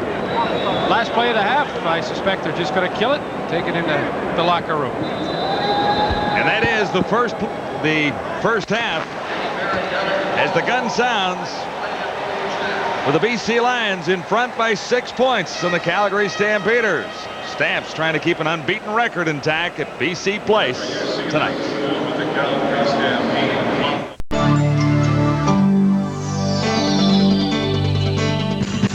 We'll send you back for our halftime activities at BC Place Stadium in Vancouver in just a moment. But first, 2 other games tonight in the Canadian Football League, including a blowout at the Sky Dome in Toronto. The Saskatchewan Roughriders in town to play the Argos, and the Argos open the lead early. Ricky Foggy hooks up with Rahib the Rocket Ismail, 26 yards out. 10-0 Argos. Late in the opening quarter, the Riders wake up. Sean Dykes picks off Foggy, runs the ball back upfield all the way for the touchdown. Some good hustle. And it's 10-10 after a quarter. Early second quarter, Foggy hits Pinball Clemens near the sidelines, and he is gone in the end zone for the major. 17-10, and he gives the ball to his mother in the crowd. Foggy enjoys a great first half of running the ball. Here he steps up, scoots in for the touchdown. 100 yards rushing for Foggy in the first half. 23-10 Argos. Toronto scores 27 in the second quarter. Clemens sweeps left. Watch him. Scores his second touchdown of the game, 30-10 Argos. Just before the half, the Argos pour it on. Out of the wishbone, Foggy on the option to the Rocket. 37-10 Argos at the half. Fourth quarter action now, and just watch the talent of Pinball Clemens. Reverses his field of motion. Unbelievable display of running here. Pinball's third touchdown of the game. He is simply awesome. 55-10 Argos at that point. At that point, the Clemens family has proof of his performance. Yes. Oh, my gosh. Argos bury the Green Riders before they could even get started in this one. The Argos win it big time. Look at that final score. 62-10, the final at the Sky Dome. So a large crowd on hand for this one at the Sky Dome. Certainly getting their money's worth. Both the Pinball and the Rocket putting on a fine display as well as quarterback Ricky Foggy. Here's an upset. In Ottawa, the Rough Riders over the Edmonton Eskimos, 36-35. Joe Ferragelli, the former Edmonton coach, in just his second game coaching Ottawa, getting a little revenge against his former team. Some baseball action from this afternoon. The Toronto Blue Jays trying to snap their 7-game losing streak, and they did so with a 4-1 victory over Milwaukee. And Chicago losing to Detroit. This means Detroit is now 2 games back in the East Division. Back to football. Welcome back to halftime at BC Place, where the Lions lead the Stampeders 17-11. Well, if you've ever tried to program your VCR, you know how complicated television can be at times. But actually, producing football games may not be as tough as it looks. All it takes is a lot of really talented people behind the scenes.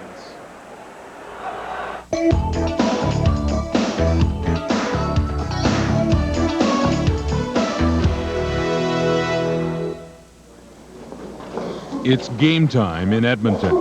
And while the Eskimos are getting ready for the Saskatchewan Roughriders, a third team is also preparing to perform. TSN's broadcast team, made up of 2 crews, technical and production. The technical crew arrives first. They're usually local. Today, Edmonton CITV provides the expertise.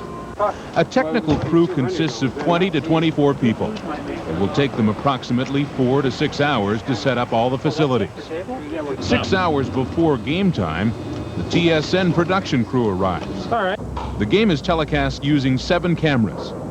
Camera 1, 2, and 3 are set up in the stands. They provide most of the play-by-play coverage. Camera 4 is mobile. It's set up on a golf cart and provides low-angle game coverage. The 5th camera is in the end zone.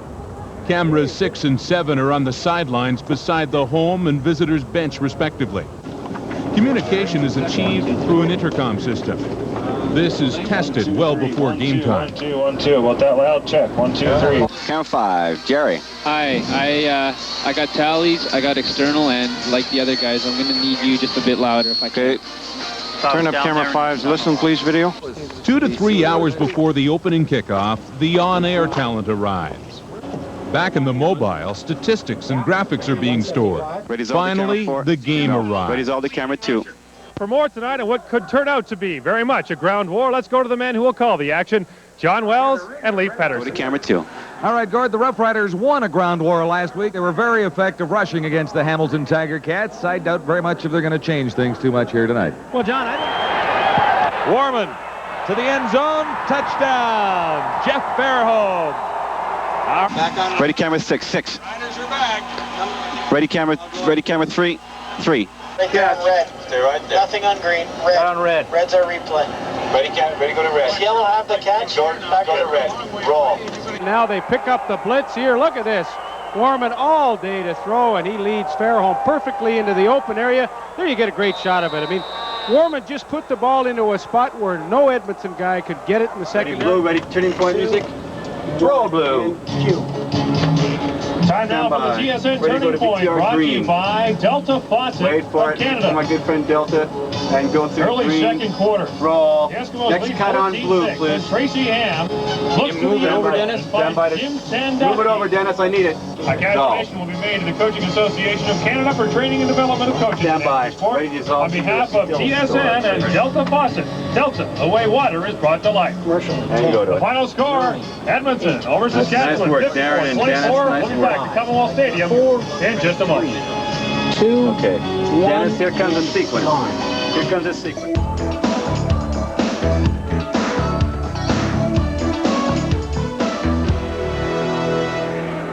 And those very talented people behind the scenes are prepared to bring you the second half.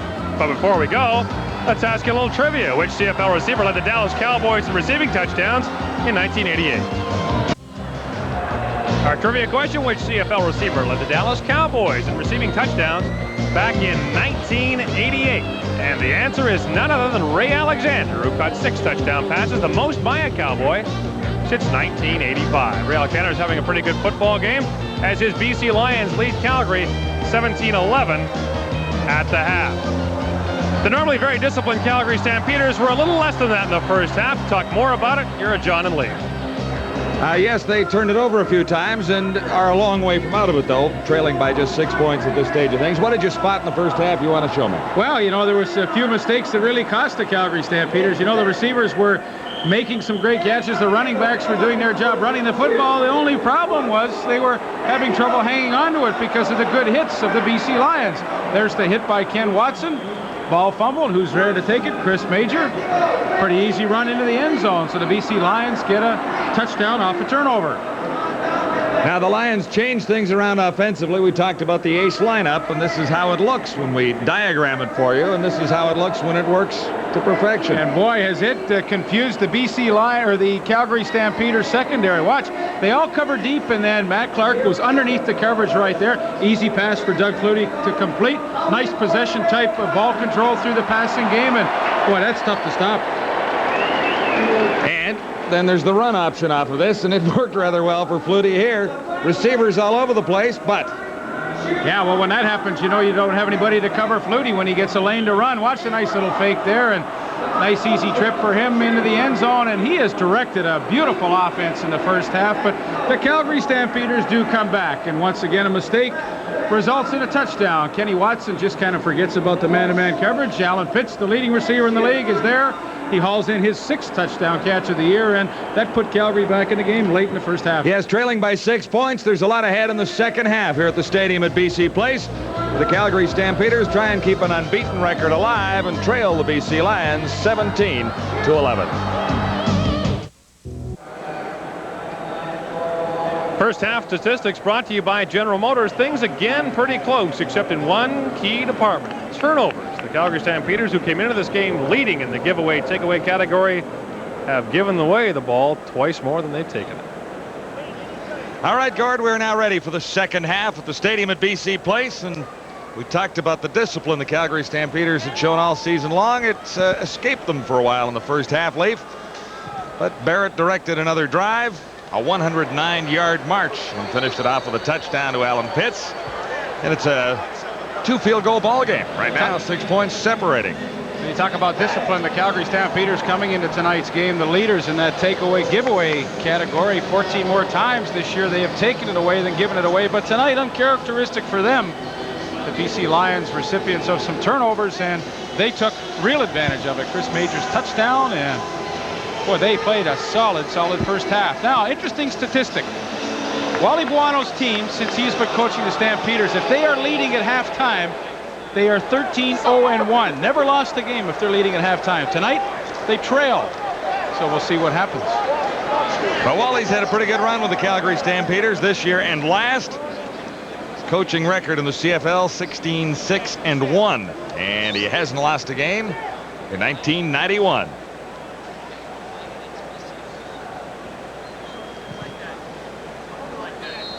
Ready for the BC Lion kickoff. This from the 25-yard line after a penalty was assessed to the Lions.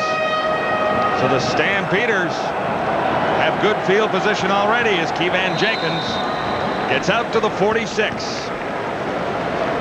Nico Perkins, number 37, led the tacklers for BC. BC Lions late getting out in the field for the start of the second half, so they were assessed that 10-yard delay of game penalty, and Stampeders take advantage as they get a good return out to their 46-yard line. Danny Barrett in the first half. Well, his receivers dropped balls after they caught them. I mean, his numbers are pretty good. Doug Flutie's percentage-wise, his are excellent as well. And both quarterbacks enjoying good first halves percentage-wise. 1st and 10 Stampeders. Keevan Jenkins gets the call and grabs a couple of yards. Mayo made the tackle.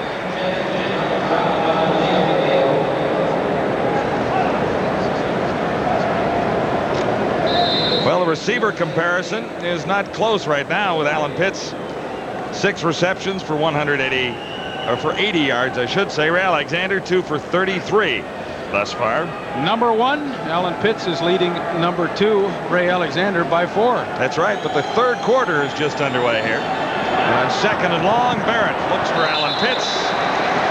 And the Stampeders will kick it away. Nico Perkins covering on Pitts. That's the way to cover Alan Pitts, too. They run a combination defense where the linebacker, Nico Perkins, runs with him, and then Lolo James, the defensive back, picks him up if he goes deep. Now, Pitts got his hands on the football, but often you're going to have to resort to that double coverage to handle a receiver like Pitts. Brent Maddage once more. And this is Raymond Etheridge on the return for BC. Good tackle. Dave Sapunjas leading the Stampeders upfield. Number 25 comes up with the tackle. Boy, Dave Sapunjas started the season at slot back and kind of lost his job, dropped a few balls early in the year, but it hasn't dampened his enthusiasms for playing those special teams. Tonight he had a good punt return, and now down covering on punts makes a nice tackle. Lions lead it 17-11, and BC has its first possession of the second half.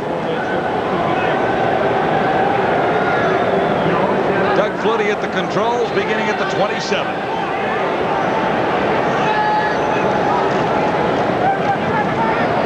Lorenzo Graham out across the 30 to about the 33. He was met there by Walter Ballard. The gain is 7. I think for the most part tonight, the offensive line of the BC Lions has done a good job run blocking the Calgary Stampeder front four. And as we start the third quarter, the BC Lions come out in the more conventional offensive alignment where they have both running backs, Chris Skinner and Lorenzo Graham, in the game. 2nd and long, facing Flutie and the Lions right now. Far side. And stopped short of the first down. Raymond Etheridge. Penalty marker down. I mean, that catch did not pick up a lot of yardage, but boy, it was some kind of catch. He went up, was exposed, and came down with it. It'll go for not penalty against the BC Lions, but boy, Ray Etheridge made a nice grab on that one. What do they catch him for? A little offensive pass interference down there? I guess we'll find out. Forward pass interference. BC number 85. 2nd down repeated. What often happens when they try and throw the quick screen to the wide receiver is the slot back. In this case, Matt Clark will go out to the right of your screen, and he tries to get a block quickly. Now, obviously, he made contact downfield before. Well, the ball was in the air, and you can't do it. They get called for offensive interference. Good call by the officials. So this will be 2nd and 15. The Lions back near the 22. Flutie from the shotgun. To his right. What a great catch at the 50-yard line. Ray Alexander in front of Junior Thurman. Well, you can't give a receiver like Alexander this much time to run all the way across the field and hope to cover him. Doug Flutie, with some good time and protection up front, finally picks out Ray Alexander. And Oh, you know, Thurman, I mean, that is just a tall order. You can't follow a guy all the way across the field. That is the matchup we're following for you tonight. Ray Alexander against Junior Thurman. I think Alexander's ahead, but he really hasn't got a clear victory yet. Flutie on first down after a 27-yard gain. Right back. And almost picked off. Alexander, the intended receiver. Carl Anthony moved in to cover that time. Alexander flipping over to the other side, tries out Carl Anthony and almost makes a spectacular catch. Watch as he uses his 6'4" height to go up and over top of Anthony. Almost makes a circus catch.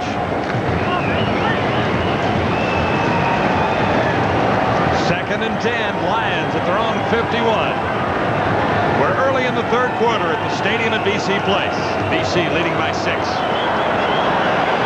Flag down.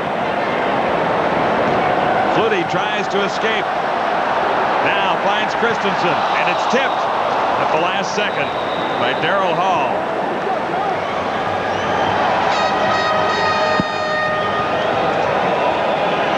Penalty looks like it'll go against the Lions.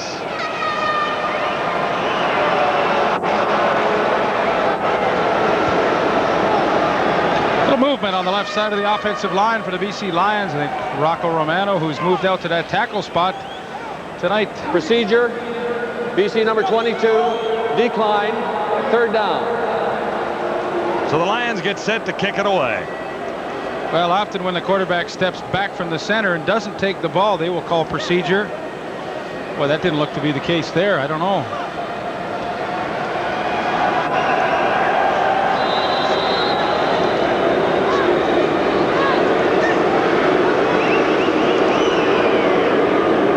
Saglia across his 40-yard line. Bouncing for Mark Guy. And a no-yards flag comes down near the 30. Doug Hocking was inside that 5-yard area.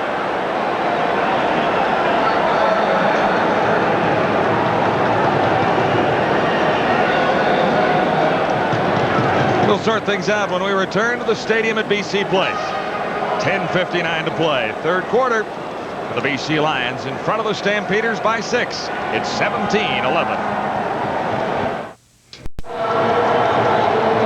The worst defensive performance ever by a Calgary Stampeder team came last year against the Toronto Argos when they gave up 70 points. But that was the last time, September 20th of last year, that Calgary lost on the road. Calgary has won 6 straight on the road.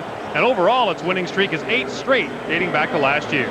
Gordy, I don't know if you recall that game. They almost didn't play that one that night. There was a problem with the second base seam and the artificial turf at the Sky Dome. Don Crump, the commissioner, and the league lawyers were all down there. Both teams finally decided that they would play, and they were worried about liability. Game almost was never played. I think Calgary wishes it wasn't. 70 points. 3 penalties on the previous play. Holding against the Stampeders, rough play, and no yards charged against the BC Lions. As a result, Stampeders have the ball and a first down at the Calgary 48. Some early movement, another penalty marker flies. And Barrett tries to escape, now looks deep. For Beals, he makes the catch. Sean Beals in front of Ken Watson. They may drag this one back, a 47-yard gain. Yeah, they're bringing it back offside, but I mean, take nothing away from Sean Beals on this catch. Kenny Watson chasing from behind, doesn't get located, and Sean offside. Calgary number 34. First down repeated. Oh, that is some catch. Unfortunate, Andy McVeigh, the fullback, jumped the gun just a touch. He's not sure quite why he got called for it, but it's unfortunate for Sean Beals. That was a great catch. So tack on 5 yards against the Stampeders. It is first and 15. Back at the Calgary 43. Good fake by Barrett as he releases to Spallettini coming out of the backfield. Number 27, Tony Spallettini, was not quite tall enough to make the catch. Yeah, one I'm sure Dan Barrett would love to have over again. They good execution, play action. Tony Spallettini wide open, just Danny Barrett could not get it into him. Like the way he runs his offense. He's pretty calm out in the field and has a great grasp of what defenses are trying to do and which areas are vulnerable. He and Alan Pitts, some kind of combination. 2nd and 15. Barrett in trouble and down. Sacked one more time. Stu Hill was there, number 36. 3rd sack of the year for Stuart Hill.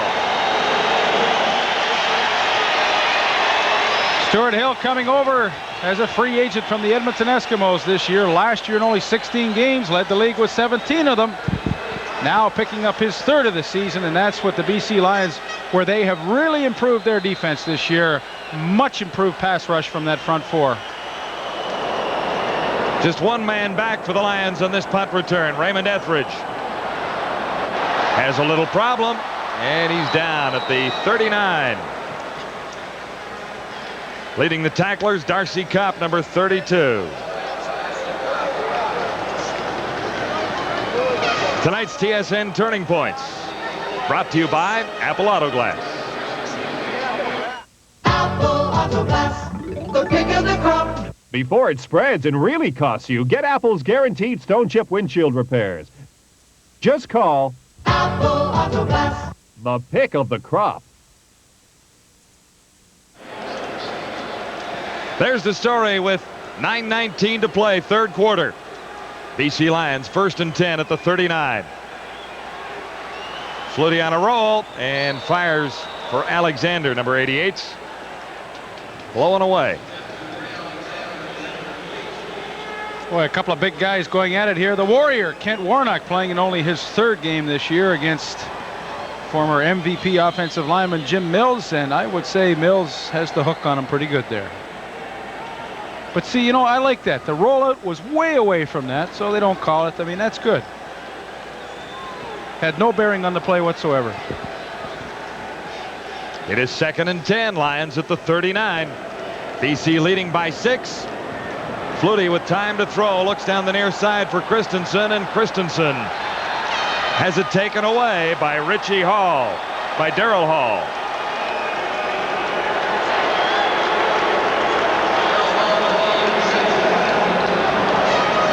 Well, that was one time that Doug Flutie really threw that thing up for grabs. Blitz coverage, Darryl Hall right there in perfect position. He goes up and out wrestles Jay Christensen for the ball. Now, that's a nice matchup. Christensen at 6'4", Hall at 6'2", and they both went high in the air, and Darryl Hall came down. Finally got his 1st interception of the year. The Phantom. Yeah. Good crowd here tonight at BC Place. They're enthused. And the Lions lead it by 6 at 17-11. Stampeders have the ball with a 1st down. Oh, it hit him right in the numbers, right above the number 6. And Mark Guy should have made the catch. Well, nobody feels worse than Mark about that one. You know, we got a lot of Calgary fans, I'm sure, watching the game tonight, and my compliments to you for over 31,000 that turned up last week to see the BC Lions at McMahon Stadium. That was a great crowd. This will be 2nd and 10 with 8:08 to play, 3rd quarter. Barrett has a man this time and a 1st down. Sean Beals made the catch in front of Nico Perkins, and we'll see where they spot it. Maybe not quite a 1st down, Leif. Is that what you're saying? Yeah, I think it's maybe a little short. Now, Sean Beals quietly has had himself a pretty nice game tonight. An extra little move to get close to that 1st down marker. Inches to go. Boy, the eyes are working tonight.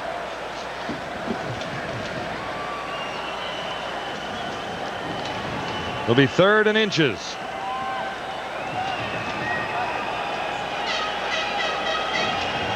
And the short yardage team heads in. A couple of receivers drop out for a 3rd and inches play. Zizakovic will be on the end. Here's my man, Sireko. Sooner or later, he's going to catch one. Later. Yeah, Barrett easily for the 1st, and no flags to be seen. Alan Pitts is not part of the Calgary offense right now. He got poked in the eye, and the vision in his left eye is a little blurry, so they'll keep him out until it clears up.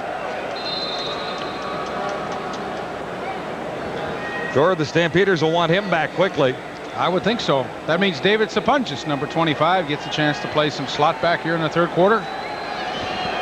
Stampeder drive continues with a first down at the Calgary 48.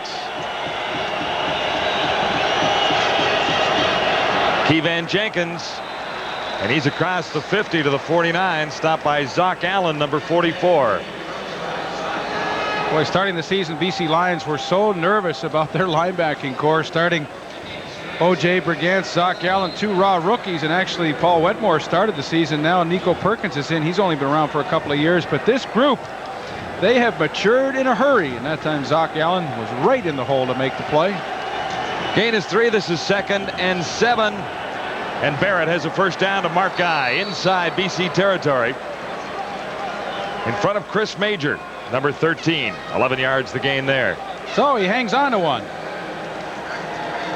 Dropped the last pass thrown his way. Mark Guy originally came into the league with the Saskatchewan Roughriders. Played a couple of years for them. Had 33 catches in 2 years of kind of part-time duty. When one of the receivers got hurt, he was on the practice roster and always came in and filled the spot. They released him.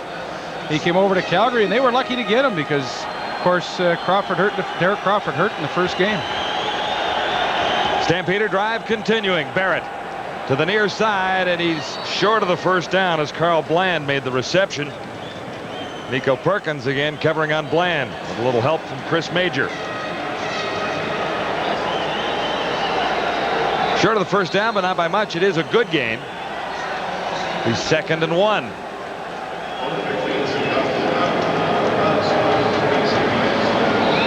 There's Sireko Zizakovic, Weston Collegiate in Toronto. Of course, he went on to Ohio State, where he played every position on that defensive line, he was telling me tonight, and now getting an opportunity to play a little offense.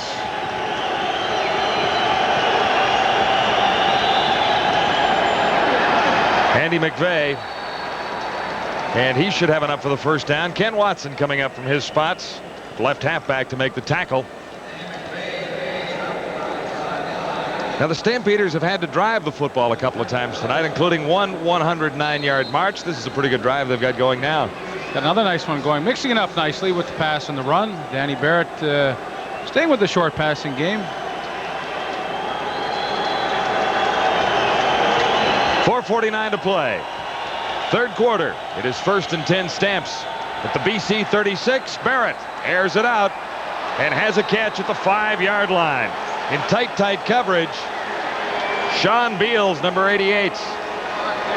4th catch of the night for him, and one was called back. A spectacular catch this time. The play will be good. A double fake as he breaks to the corner, then back to the post, and watch how he gets the hands out. That's what I'm talking about earlier. You know, guys let it get into their chest. It takes a little longer for the ball to get there. He stuck those hands out and kind of took it away from the BC line defenders. Yes, splitting Watson and Thomas for a 31-yard gain to set the Stampeders up. 1st and goal to go at the BC 5. Pitts makes the catch, and the touchdown gives the Stampeders a tie. You know, that's really great confidence in your receiver, because Pitts doesn't even really run much of a pattern. You know, he just kind of waltzes into the end zone, turns around, and Danny Barrett knows with his size at 6'4", 200, he can kind of just block off Lolo James, who's only 5'9" and 170. Watch to the right of your screen. Like, you can't really see it here, but Pitts doesn't even really run a pattern. He just goes, turns around, and blocks James off, and he's got his 2nd touchdown. What a drive. I guess the eye's not blurry anymore. I saw that one coming, didn't he? Sure did. Mark McLaughlin puts the Calgary Stampeders in front. It's 18-17. Alan Pitts, 7th touchdown of the season, and his 2nd here tonight, gets Calgary back into the lead. Alan Pitts may be having trouble with his vision, but he can see the end zone and the football. He makes the catch with a touchdown. It was set up by the Darrell Hull interception, as well as Sean Beals with a 31-yard reception as part of that 7-play, 74-yard drive. And the Calgary Stampeders have regained the lead. Very patient Dan Barrett engineering a pretty impressive march. Numbers are coming up. 19 of 26, 247 yards. And 2 TDs. Yeah, quietly, he has had himself a great night. Mom is Susie.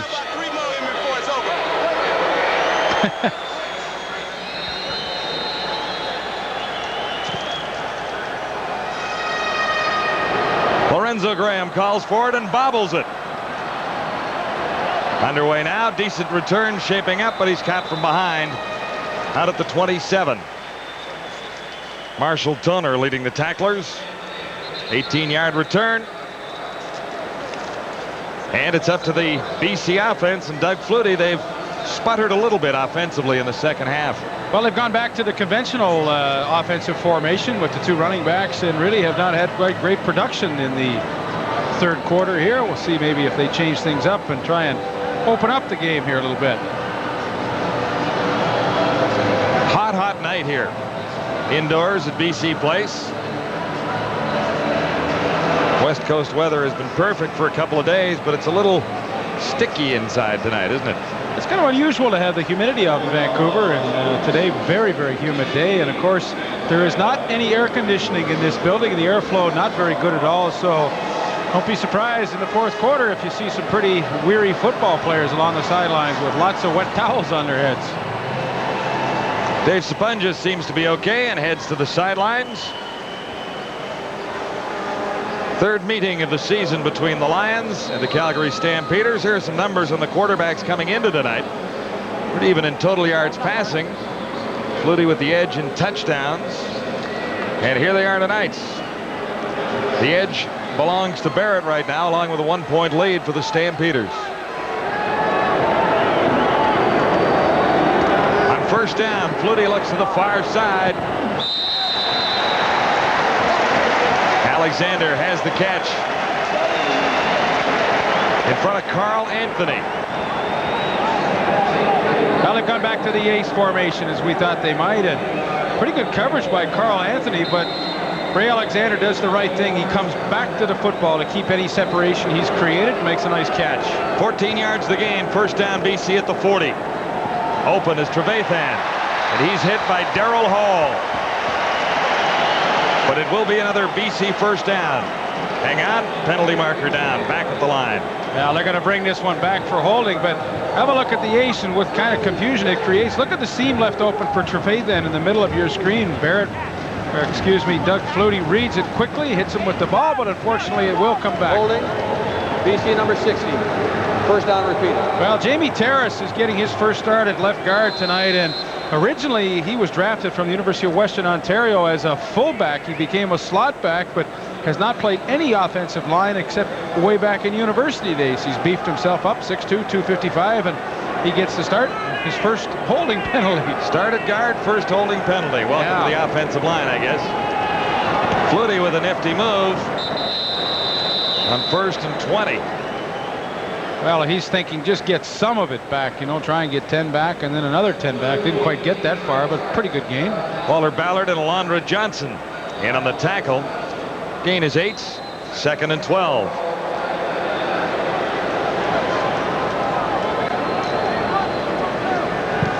.2:16 to play, third quarter, with the Lions trailing the Stampeders by 1. It's 18-17.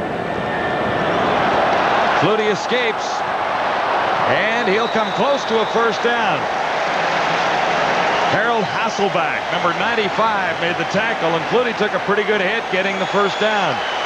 Well, he does it himself, first and 20. A couple of Doug Flutie runs, and they get the first down. But I'll tell you, Alondra Johnson is going to have nightmares tonight. He had Flutie all lined up and really could have unloaded on him, but kind of missed him at the end. See, right at the end here comes Johnson, and he doesn't quite get a real piece of Flutie. He'll be thinking about that one later. Lion drive continues, first and 10 now at the 52. This is Skinner trying the outside. There's not much available. Well, that play looked like it was going to gain a lot more yardage. They had Leo Groenwagen flying around the corner. Jim Mills caved everybody down, but good run support by the Calgary Stampeders only limits that one to a couple. Oh, I like this ace formation. Etheridge, the real speedster, now he's lined up in the backfield. We'll see which way he comes.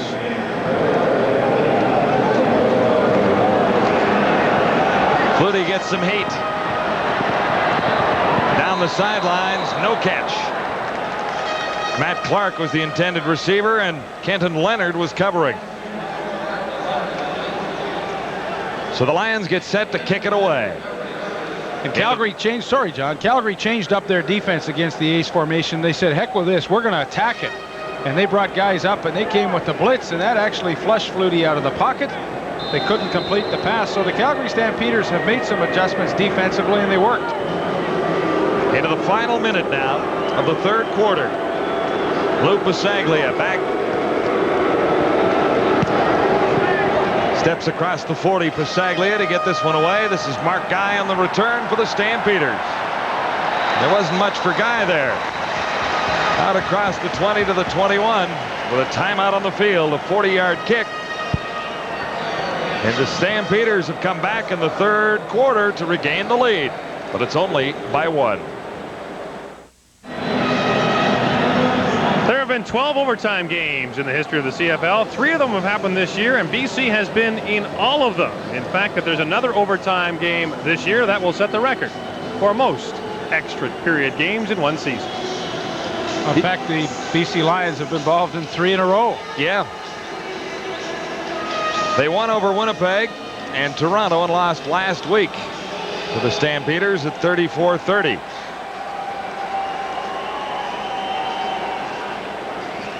Bob Obilovich had some comments prior to the game on overtime in the CFL. That's correct. We've been in 3 overtimes this year already, and I think I've been in the league about 20 years as a coach and player, and we've only had 2 overtimes prior to that time. So hopefully we'll go 60 minutes tonight, and we'll be on the right end of the score. Well, he's only down by 1, but a single point ties things up, and who knows? It's funny this year, you know, you see Calgary leading as we begin or just wind down the third quarter, 18-17. Home teams, you know, you would think it's a real advantage to play at home. 500 home teams are batting this year. Kind of unusual. You would think the edge would go in their favor, but 10 wins, 10 losses for the home teams this year. Stamps start deep in their zone from the 8-yard line, 102 yards to go to the end zone. Brigance makes the stop for BC on Keevan Jenkins.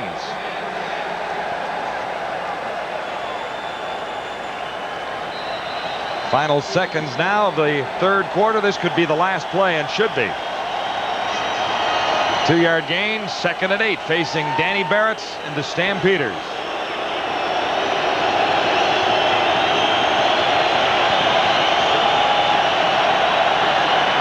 Tipped at the line, free ball, and a chance.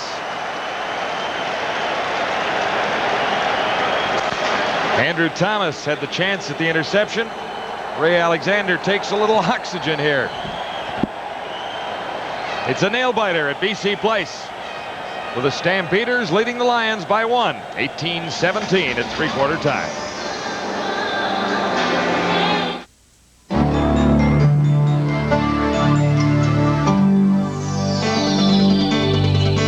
Welcome back to our TSN Control Center in Toronto, everyone. We'll send you back to BC Place Stadium in just a moment. But first, the other 2 football games in the CFL tonight. We'll start with the Eskimos against the Eastern Rough Riders at Lansdowne Park in Ottawa. Eskimos get on the board first. Tracy Ham with a 24-yard touchdown pass to David Williams in the end zone. 8-1, Eskimos in front.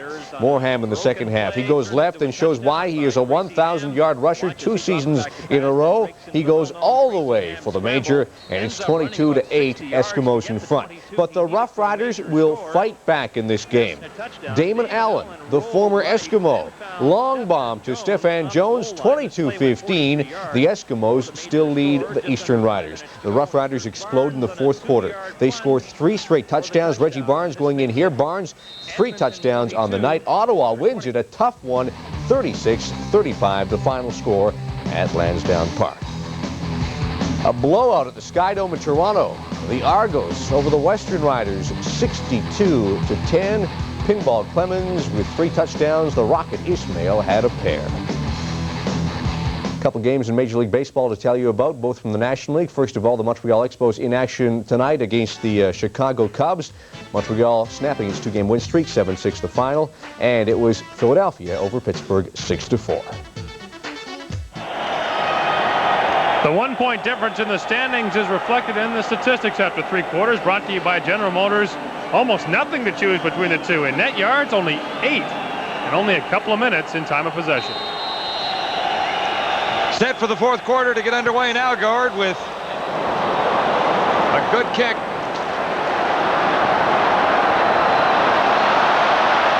And strong special teams work by the Calgary Stampeders. Etheridge has very little on the return.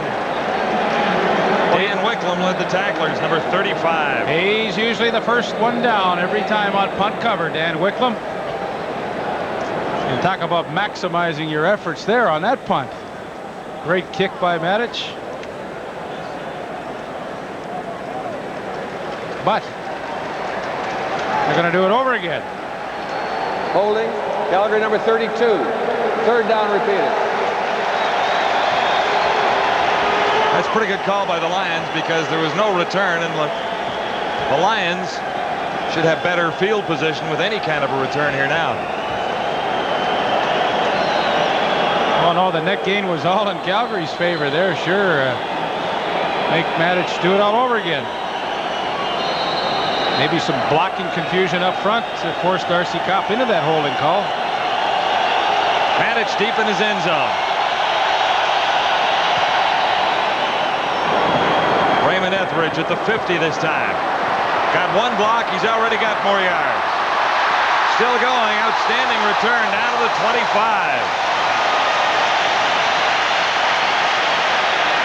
Wicklum again. Leading the Stampeder tacklers, but he didn't get there quite as quickly this time. A 20-yard return. Well, a good penalty in the favor of the BC Lions. That net gain got them about an extra, what would you say, 20, 25 yards? I would say. The missile almost broke one there on that punt return. Well, you don't need much with the kind of guys we have in our league with their tremendous speed. 4.3 speed in the 40 for Raymond Etheridge. You're going to see a nice tackle at the end by Dan Wicklum. Prevents him from going all the way. So look where the Lions are. 1st and 10 at the Calgary 26. Flutie in some trouble and gets away. What a great run by Doug Flutie. Still going. Flutie inside the 20 and steps up at the 10-yard line. Forced out finally by Junior Thurman, but what a run. That's an unbelievable run. You know, we talked about this earlier. Only 4th in rushing as quarterbacks go, but so effective when he does it. You know, Walter Ballard does a great job to jump the block, but he can't even get near Flutie with his great quickness. Gets some blocking downfield. There's Rocco Romano. Etheridge throws one on Darryl Hall. Boy, everybody working hard. Steps safely out at the 10-yard line, where it is 1st and goal to go for Doug Flutie and the BC Lions. They trail by a point.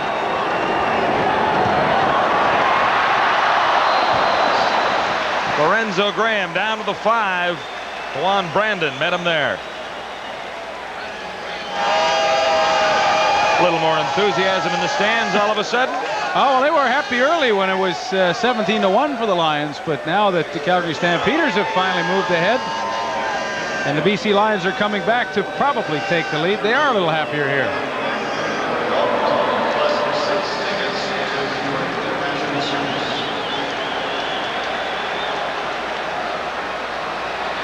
Flutie on 2nd and goal from the 5. Just got it away, and it's intercepted. In the end zone, Kenton Leonard, number 30.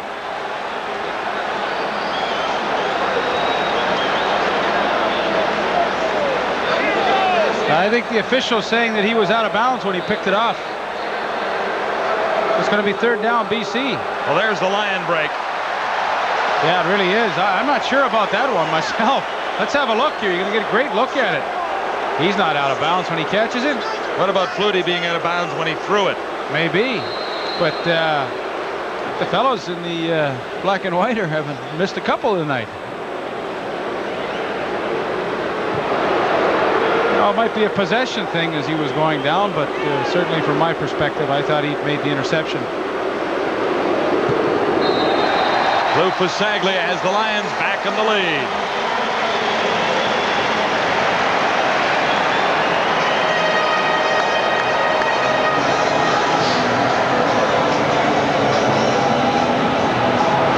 So they come up a little short of the touchdown, but BC has a 2-point advantage in the 4th. I believe the call the referees made, gentlemen, was that didn't have possession. He juggled the ball on the way down. Hard to see if he trapped it or not. And maybe I can go over and ask the officials, but I don't think they want to answer a question in the middle of the game. No, I don't think they will. Here's another look. Well, let's first see if Flutie was inbounds when he let the ball go. Yeah, that's a legal throw. No problem with that one, but I'd say he made an interception. well, you know, the officials are in great position to make the call there. It looks like an interception, certainly from our perspective, but I guess we better give the fellas the benefit of the doubt on that one and say that he was, in fact, juggling it as he went out of bounds. All right, 12:36 to go, fourth quarter. We got a two-pointer cooking at the stadium at BC Place tonight.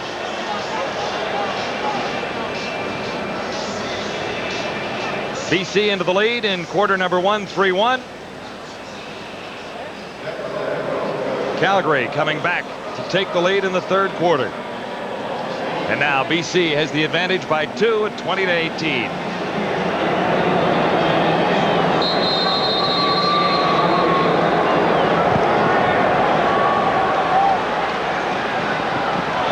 Keevan Jenkins juggled the ball but got it back.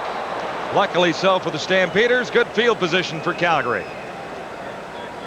Nico Perkins led the tacklers for the Lions.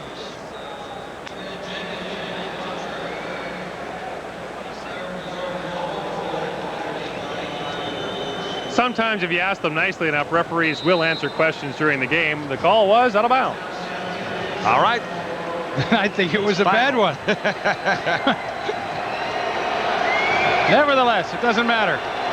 Good ball game cooking here at BC Place. Third meeting of the season for the Stampeders and the Lions. Pitts can't hang on to the toss from Dan Barrett. He was covered by Chris Major.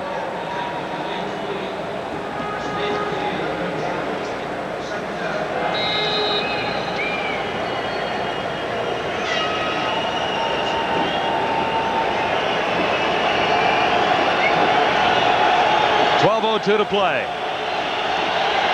Fourth quarter, 2nd and 10, facing Dan Barrett. Carl Bland makes the catch. Nice one, too, in front of Jefferson. Boy, that's exactly what the Stampeders have been doing all year long. I mean, you have to come up with big plays to be an undefeated football team, and everybody contribute at crucial times. This is crucial time. We're into the fourth quarter. They trail in the ball game, and Carl Bland, the newcomer, comes up with a super catch. I mean, Norman Jefferson couldn't have been in better position. Carl Bland, 6 foot tall, just went up and made a super one. 11 yards the gain, another Stampeder first down. Keevan Jenkins on the run, and Jenkins is near first down territory, forced out about a yard short by Jefferson once more. Well, that's 9 for Jenkins. That's the way he used to run when he was playing for the BC Lions when he first came into the league. He came flying around the corner, and instead of taking the easy way out, going out of bounds, he lowers his shoulder and tries to do some damage to those smaller defensive backs. That was vintage Keevan Jenkins right there. Spot the ball down at the 51, make it 2nd and 2, and call a first down for Andy McVeigh. Mayo made the stop.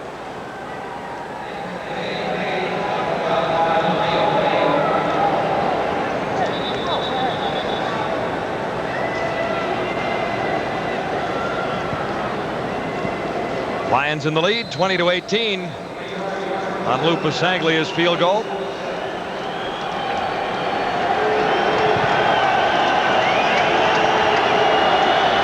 Stampeders have the ball with a first down at the BC 47. Barrett for Bland, and another first down for the Stampeders. Norman Jefferson covering on Carl Bland, number 85. He's slightly shaken up. 14 yards the gain. Derek McCready, nice job to get around, I believe, Lloyd Fairbanks and put the hit on Barrett. Nevertheless, Barrett completes the pass to Carl Bland. Derek McCready, Ohio State, third-year player. Couple of sacks, both coming last week.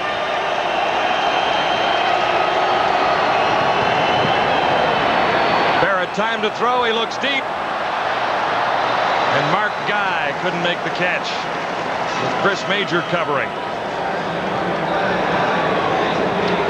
So it's 2nd and 10.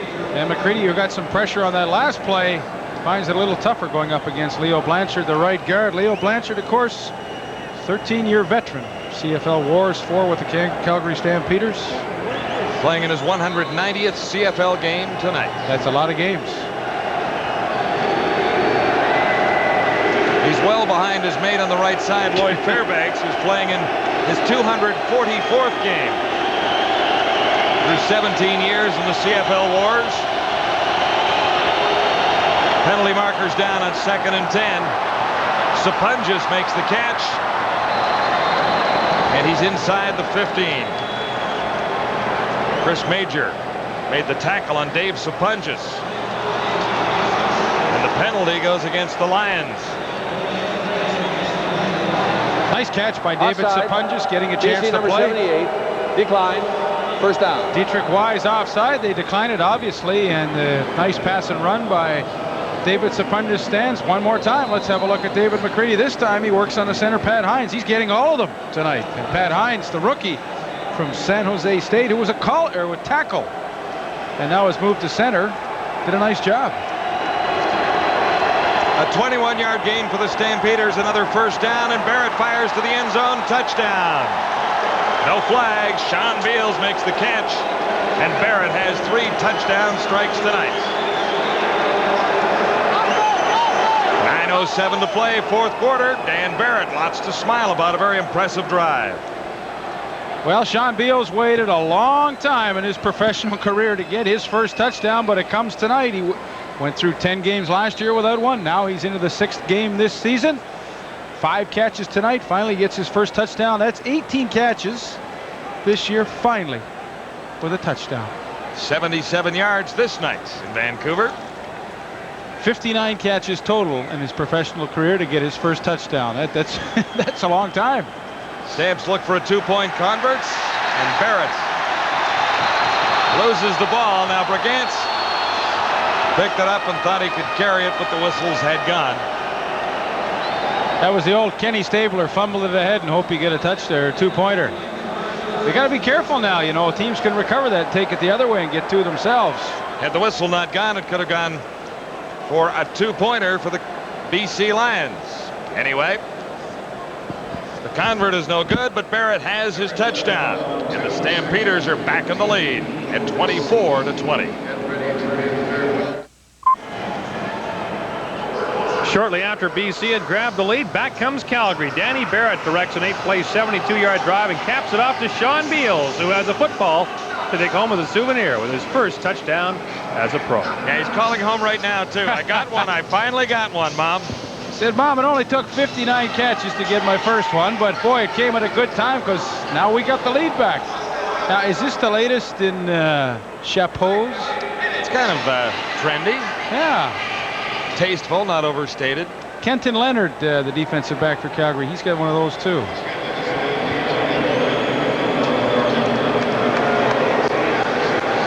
Well, another successful march for Danny Barrett. Stampeders in the lead by 4. And Lorenzo Graham starts on the return for the BC Lions. Graham all the way out to the 55. He's at midfield. Greg Peterson and Kenton Leonard made the stop after a great return of 27 yards. All right, Flutie can't complain about field position, can he? No, that's great. They did a nice job. Lorenzo Graham working hard on those kickoff returns. And they start their drive on inside Calgary territory. David Sapunjas, number 25, is injured. He was shaken up earlier tonight. 9 minutes to go, 4th quarter. And the Stampeders lead the Lions 24-20. Calgary looking for a 3rd straight win over BC and a 6th straight win to start out this 91 season.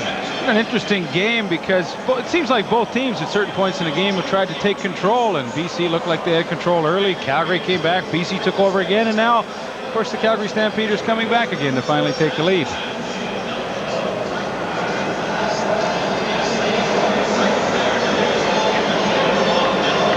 Well, he's the #1 one receiver in the CFL, and so far with 2 touchdowns, Alan Pitts the difference tonight, but there's a lot of time to go, Leaf. Well, he's a good-looking young receiver. Second year in the league. Led all rookies in receptions last year, did Alan Pitts. He's on a 14-15 game pass catching streak now, dating back to last season. Here are the Lions with a first down. Just inside Stampeder territory. Flutie has Trevathan. And Trevathan is inside the 30, almost to the 25. What a beautiful play that was. Matt Finley, the stop on Mike Trevathan. And the ability for Doug Flutie to buy himself some extra time really makes this play. Trevathan comes open late. It's a 27-yard pickup, and Doug Flutie, with tremendous touch on the football, just floats it over the outstretched arms of Matt Finley. And boy, the Lions, they can strike in a hurry. 27-yard gain down to the 27 of Calgary. And Lorenzo Graham, outstanding run. He is inside the 15.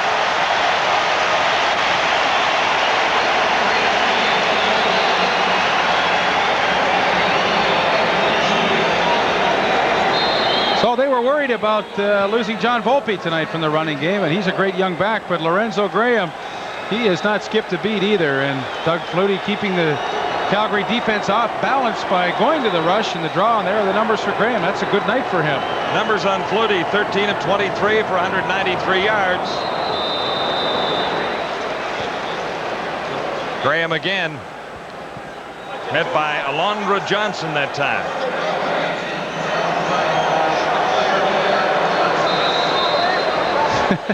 But an up-and-down night for head coach Wally Buono. His team has played great at some times and not so great at others. Lead back and forth. Yeah, not the usual Wally ball. They made a few more mistakes than they usually do. Yeah, it's not as clean a game as I'm sure he would like. The gain was 2. This is 2nd and 8. Flutie has a wide open end zone. He's heading for it, and he's stopped. Yes, he's got the touchdown. What a play by Doug Flutie. It looked like he was out about the 2-yard line, but he dove, launched himself, and found the end zone.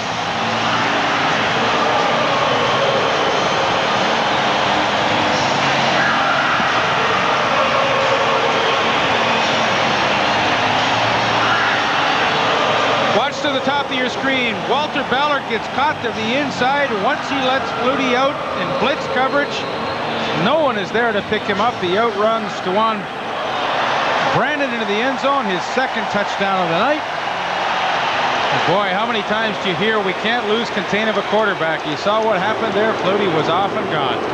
Great athletic skills on display by Doug Flutie. On 2nd and 8. Flutie finds the end zone once more.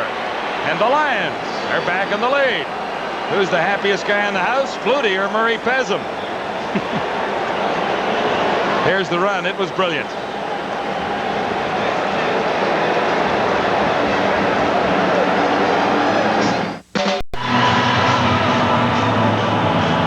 He did it again, didn't he?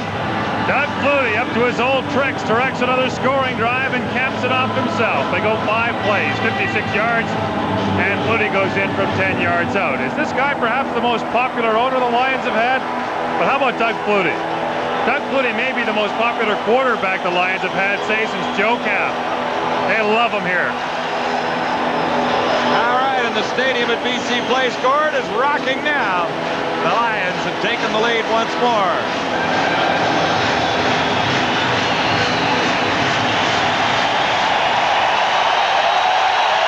All right, Leaf, you ready to play a little more football? Let's go. Yeah, let's go. This is a good one.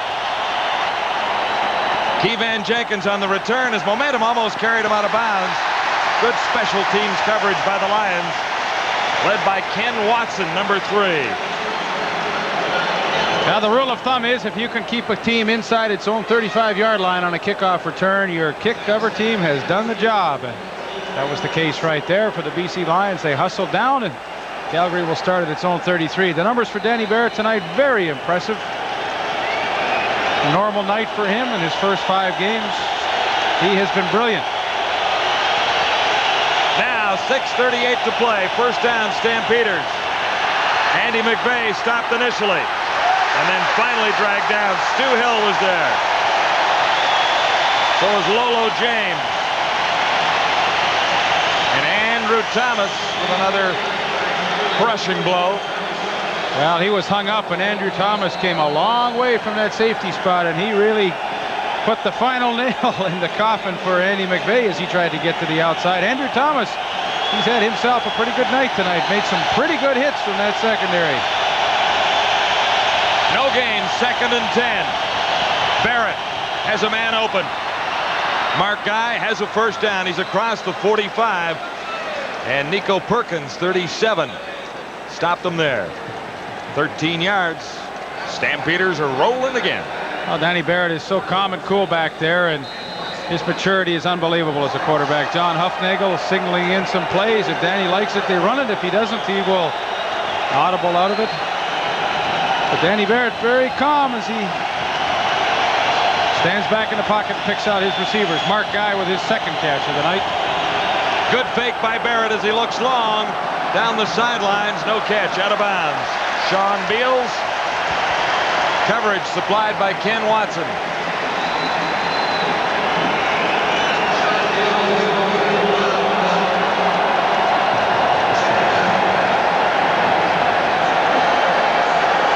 I think it's about time for the wave. What do you think? Oh, you saw it coming. You saw it coming.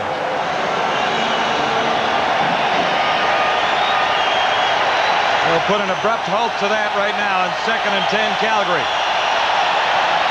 Barrett for Pitts, no catch. They call it an incomplete pass. Thomas picked it up. Lolo James supplied the hit. That was closely.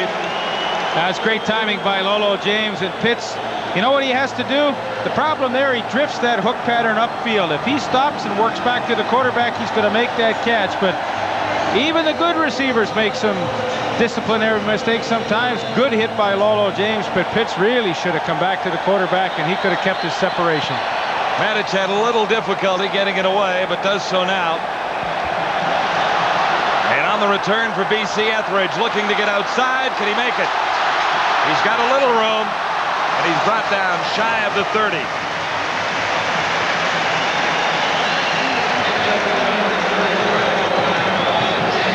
Keevan Jenkins led the tacklers. 11-yard return, a 46-yard punt that time. Raymond Etheridge has just some outstanding speed. When you have that kind of speed, you can take a chance and give some ground to try and get to the outside. But Keevan Jenkins doing a nice job on the cover teams. He comes from nowhere to make the hit on Etheridge. The Lions lead it 27-24. 4 minutes and 30 seconds remain. BC first down at the Lion 28. Graham is stopped after a gain of a couple.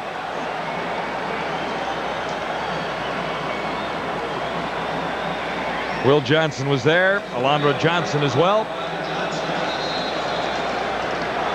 We haven't talked about Ken Warnock too much tonight, only making his third start. Ironically, all three of his starts this year have been against the BC Lions, and Jamie Terrace says, hey, I know you got a tough reputation, but I'm pretty tough too. If you want to get into it. I'm tough. I'm a guard now. Yeah. I used to be a slot back. I'm a guard now. Yeah, I'm a lot tougher. Show me some respect.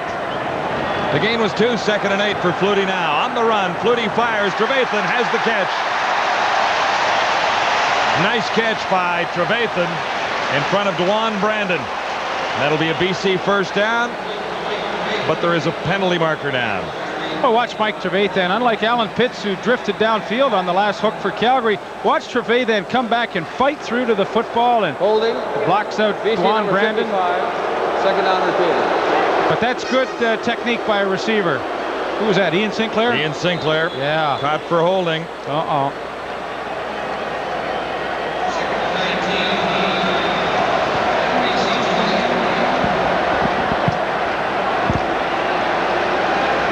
So 2nd and long now, facing the Lions.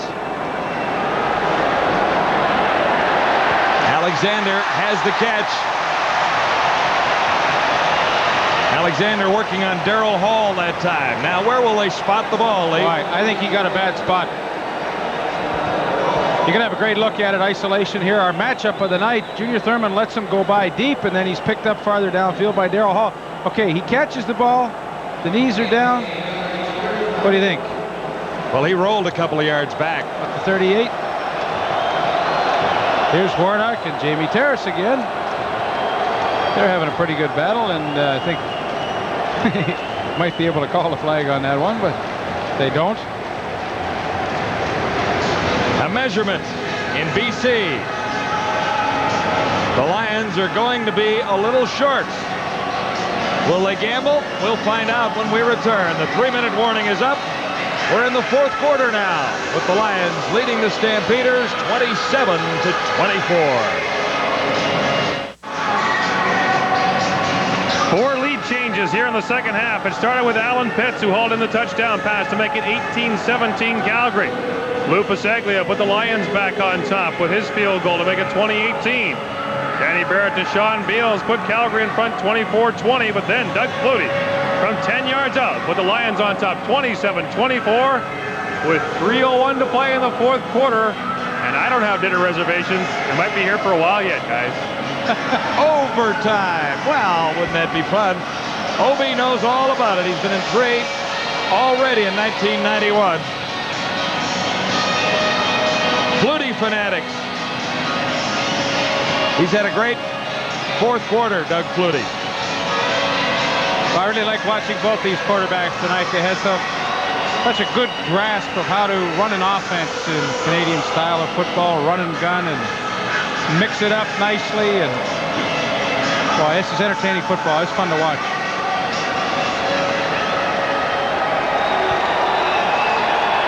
It's 3rd and 1. The Lions at their 38. And they're going for it. Large gamble here. Flutie under the pile. And I think he's got the first down. Hang on. We're going to measure one more time. Stampeders are already in field goal range. If the turnover goes against the Lions.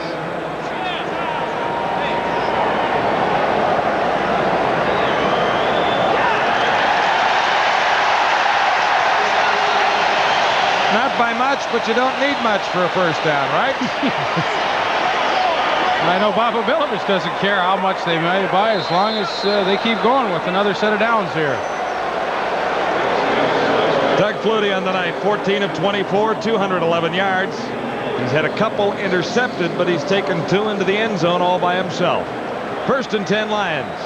BC 39 with 2:35 to go. And the Lions leading by 3.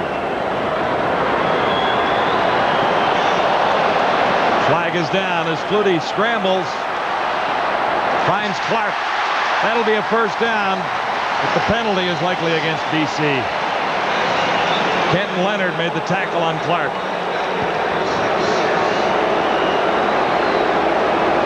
Well, there's no question this one's coming back, but what a tremendous effort by Flutie to find a receiver. Holding.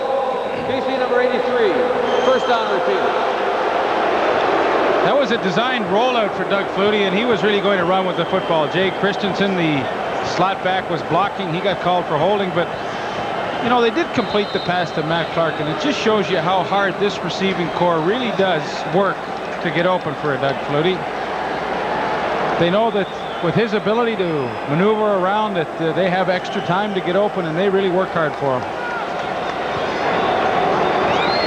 Lions have taken the majority of the penalties in yardage tonight. First down and a bunch to go for Lorenzo Graham, who gets cranked up and has better than 10 yards.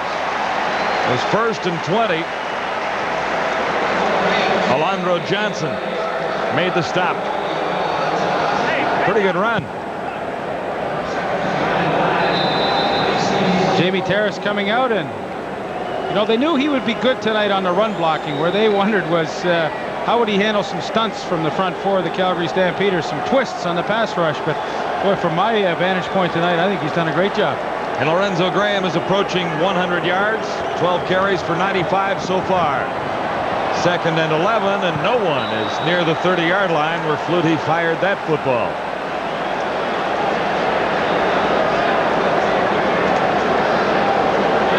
So 1:52 to go.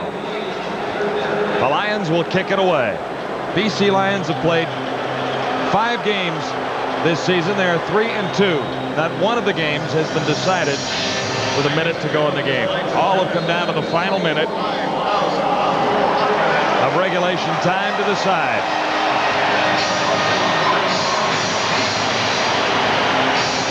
We have a 3-pointer here now at 27-24 BC. Good kick by Lou Pasaglia. Mark Guy on the return for Calgary. And he's got a seam. Guy dragged down by the helmet. Out around the 47. Paul Wetmore. Penalty marker down. Not a bad night for Danny Barrett. 3 touchdown tosses. 2 to Alan Pitts. Rough play against the BC Lions will tack on another 15 yards, so almost instantly the Calgary Stampeders are within Mark McLaughlin range to tie this game up.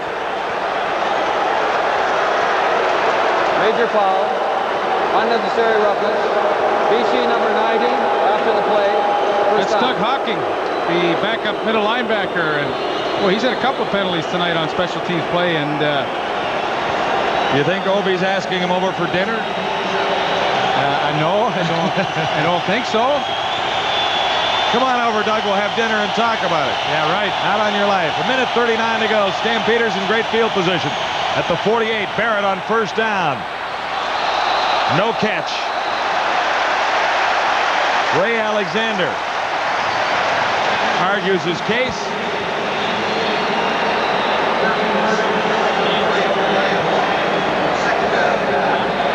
Sean Beals, I should say.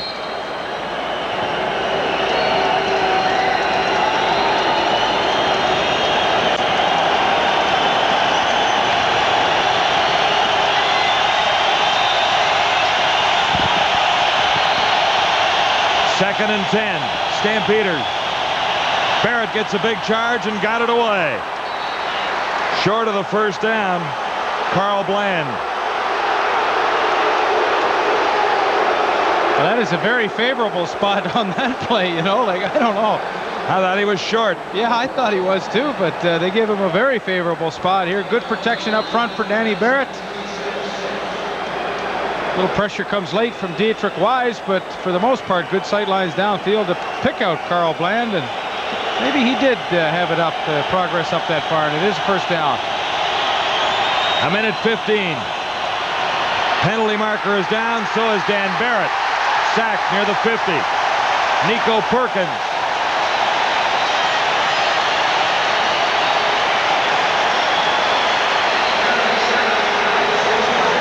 A 1:09 to go. Lions were offside. Offside Calgary. Is that a change in call? I guess both teams can't be offside, so a reverse decision there. Offside. Calgary number 6. Decline. Second down. Well, when they first called it against the BC Lions, Baba Bilovich about came out of his shoes, and he now has the shoes back on because they changed it to call Calgary.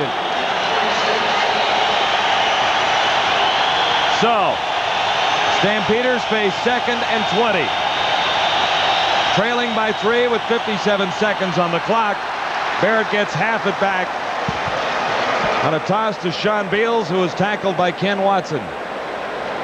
Smart call by Danny Barrett. Almost impossible on 2nd and 20 to pick up the first down, but what he did was get enough yardage to allow Mark McLaughlin to come in and try and tie this game up.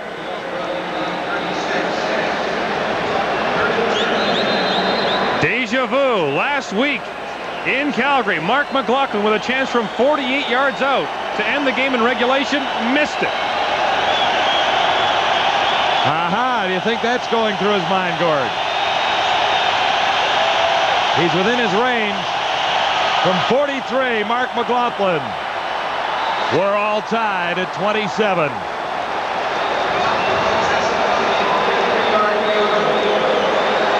OT. What do you think? Flutie's got 31 seconds to work with. Well, I think it'll all depend on the kickoff return. If they get some great yardage on that kickoff return, I think they'll go and try and win it. If they get pinned deep in their own territory, I suspect they'll settle for overtime. These players are going to start coming in next year and wanting to negotiate for extra pay for all these overtime games the BC Lions have been involved in. Of course, Bob Abilovich now is also the general manager and handles both duties. Lou Pasaglia may be called upon to win it for the BC Lions. Well, you know, he'd like the chance. 31 seconds to go, all even at 27. And for the 6th time this season, the Lions are in a football game that won't be decided until the final minute.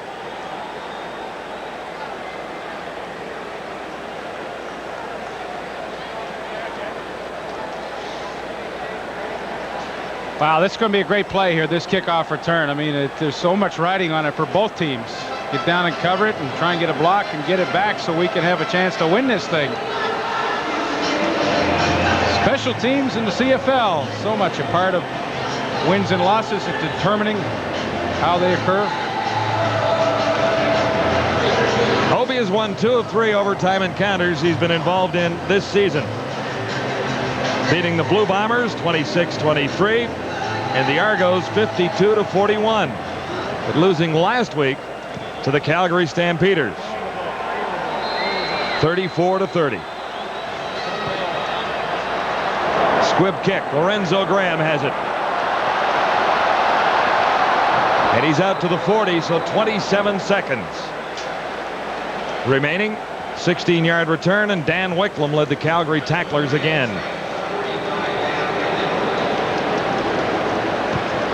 How many plays can Flutie get in? At least 4. Should be able to get 4 unless he goes deep. Tony Spallettini, backup running back, injured, covering that kick. So Doug Flutie will have a little extra time in the huddle to see how he's going to move the team into possible field goal range for Lou the Foot. He loves it when I call him that. He's having a pretty good year. Yes, he is. Getting a little help from the 3rd-string quarterback, Julio Caravata, who does the kickoffs for the Lions now. So Lou's leg is loose and limber and rested. Rested, yes. Yeah. I knew you were trying to get to that. And Lou's ready when called upon. If he is called upon, the Lions have a few first downs between now and the chance for Lou to win this thing. 27 seconds.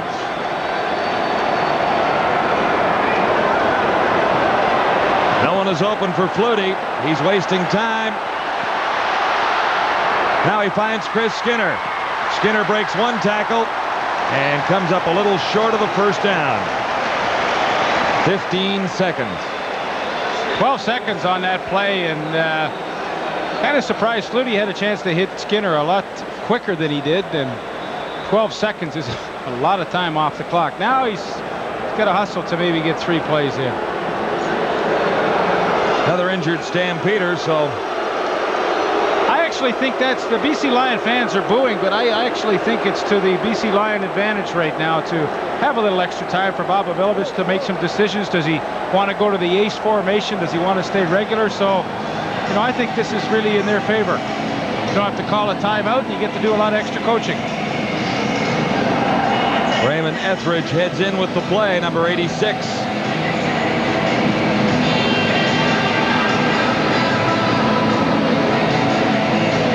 This is going to happen, but if the game does go to overtime, the most experienced player on the football field is Leo Groenewegen of the BC Lions. This would be his 6th overtime game as a member of the Lions. He also played twice in overtime for the Ottawa Rough Riders. That'll be a total of 8, more than any other CFL player has played in overtime. All right, Gordon will give the ball to Leo then. He will definitely want to renegotiate or put a clause in his contract for overtime pay.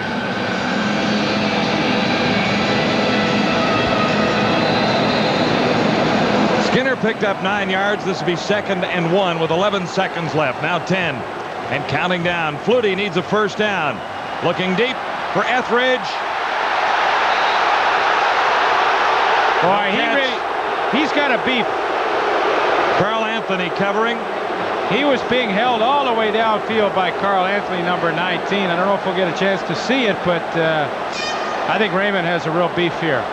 To the left of your screen, probably just see the tail end of it where Kenton Leonard comes over and helps out. But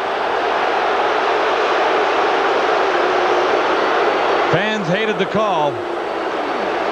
the BC Lions call timeout after that to try and decide what they want to do with 3 seconds remaining. There's not much left for them to do, but get set for overtime. Well, remember at Boston College? Oh, yeah, the old one Hail Saturday Mary, afternoon? Remember the opening game of the season in 1990 for the BC Lions on the last play of the game? Yeah. Okay, well, there's a play there. There's some kind of magic that follows Doug Flutie around when he gets in these kind of situations.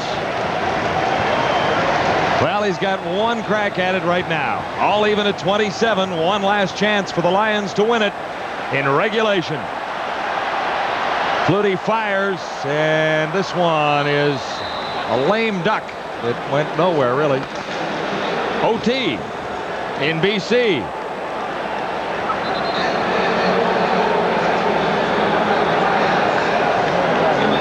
So for the fourth time this season, the BC Lions are involved in an overtime match. And for the second time in 2 weeks, they're meeting the Calgary Stampeders. A little extra football ahead on TSN tonight. Up until now, there have been 12 overtime games in the CFL since overtime was instituted in 1986. 3 of those games have happened this season. BC has been in all of them. So now, for the 4th time this year, BC goes to overtime. In fact, BC and Calgary own overtime over the last couple of years. This is the 4th time in the last 2 years that Calgary's been to overtime. The 5th time that BC has been to overtime. 3 of the 13 overtime games in CFL history have been between BC and Calgary. The game last year, which ended in a tie, and the game last week, which saw Calgary win. But certainly the edge and experience in terms of playing these 2 5-minute halves goes to the BC Lions, who know all about it this season. And pity Bob Obilovich, who has another nail-biting finish. Well, he's used to it, cooling down with a couple of cubes. Let's go, Obi. Let's play some OT. Well, I'm sure he'd rather do this than have the alternative not be involved in it. Yeah.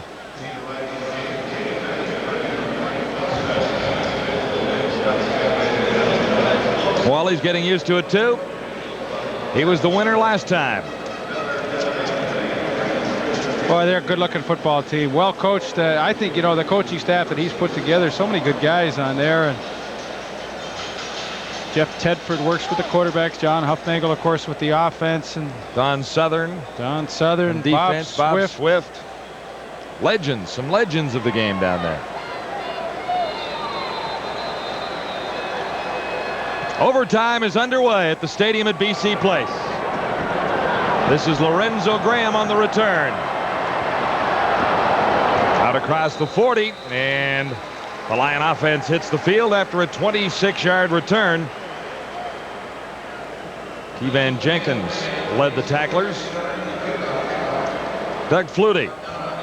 The numbers here, 15 of 28, 220 yards passing, 2 interceptions, and he's had 2 touchdowns himself.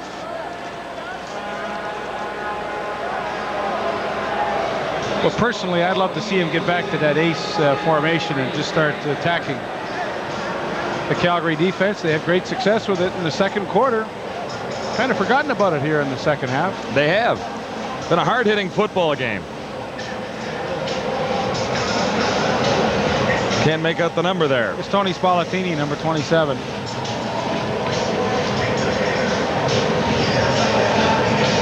Looks like he'll be back if called upon.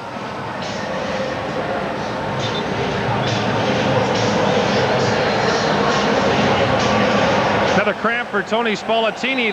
The Stamps were worried about this week, so they had them eating bananas all week long. Keep the potassium up so they wouldn't cramp up. I didn't know you ate bananas. Oh, yeah. Lots of potassium. Good point.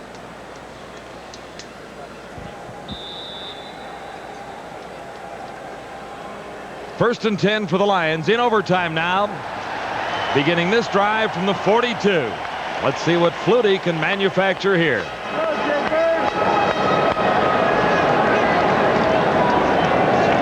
Chris Skinner. And he's close to a first down out near the 52. Well, Leo Groenwagen, who's been involved in 6 overtime games throughout his career, does a beautiful job pulling from his right guard position and trapping and allowing a gaping hole to be created for Lorenzo Graham. BC offensive line, you know, has taken some heat this year for a number of holding calls and so forth, but I think tonight, for the most part, they've done a great job. Leo Groenwagen, former first-round pick of the Ottawa Rough Riders. Things didn't work out there. He got traded to BC and found a nice home out here. Skinner gets the first down. He may have a nice home too, but he's found a good home with the Lions. Nice house. Yeah. Have you been over for dinner? No. I may now. In overtime, it's 27-27 for Skinner on the night. 5 carries, 31 yards. Lions out at the BC 52. Flutie has time to throw near side this time. Ray Alexander, and he lost the ball going down. Now Thurman has it and could score. Or was it whistled down? Well, Thurman crosses the goal line. It is a touchdown. On the turnover. The way the Lions stopped the chase, I was wondering if the whistle had gone. Well, Doug Flutie did everything right. Threw a perfect strike to Ray Alexander. Alexander works back to the football, makes a great catch. But then Junior Thurman does something extra special. Watch how he just wrestles and strips that ball away. Watch the ball come loose here. His pal Darryl Hall's there to scoop it up, and just as he's going to be tackled, perfectly legal, flips the ball to Thurman, and they have a touchdown. I mean, all you could say is that's just unbelievable defense. Alexander made a great catch and then got stripped, and it goes the other way.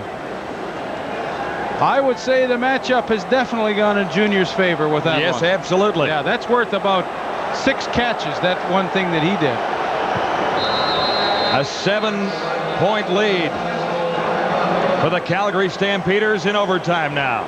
It's kind of turnover touchdown. It's kind of quiet here in BC Place, isn't it? Yeah, it was a little louder a few minutes ago, but that one has taken a little zip out of the BC Lion fans. I wonder if it has taken a little zip out of the Lions.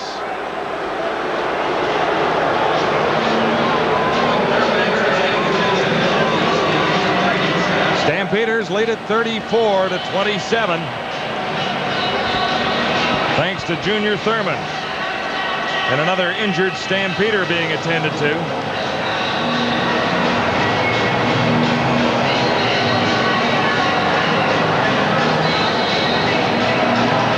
Tough turn of events for Lion fans here. On to Winnipeg tomorrow night, we'll see the Tiger Cats and the Blue Bombers. 8:30 Eastern Time starts.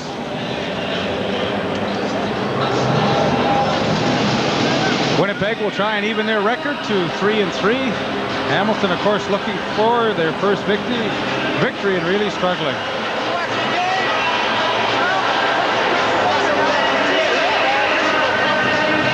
All is not lost. We've got another 5-minute overtime half to follow this, and only 3:47 of this period.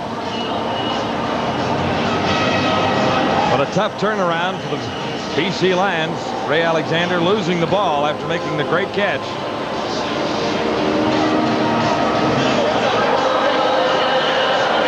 Oh, it's hot and sticky in here tonight. Yeah, it really is. The air circulation is pretty much non-existent here at BC Place, and boy, if it's hot for us up here, can you imagine what the fellows are going through on the field? Lloyd Fairbanks being helped off the field now, number 66.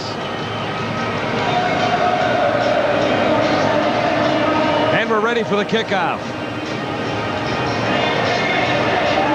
Mark McLaughlin.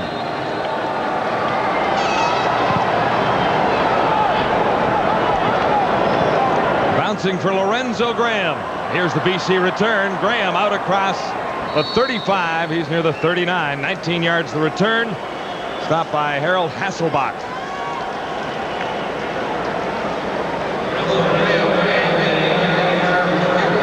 Well, Flutie, as you mentioned, Leaf, did all he could do on the last sequence. Had a first down. Well, sometimes you just got to say, what the heck? You know, the guy, Junior Thurman, made an unbelievable play.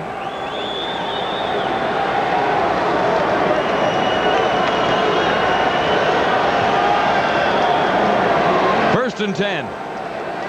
Lions at the 39, trailing by 7 in overtime at BC Place. Flutie sees an opening.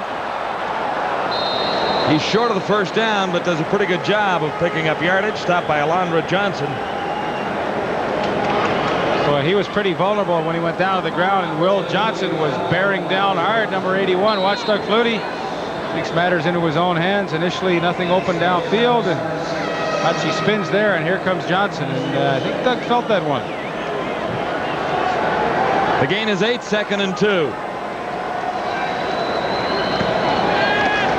Flutie far side and over the head of the intended receiver, Raymond Etheridge. Covered by Carl Anthony. Boy, and Flutie took a real shot that time from Sreko Zizakovic. He came in just as Flutie was about to unload. You're going to get a great shot of it here. Number 96, second-year defensive tackle, and he really unloads and takes Flutie down hard on that right shoulder. So it's 3rd and 2.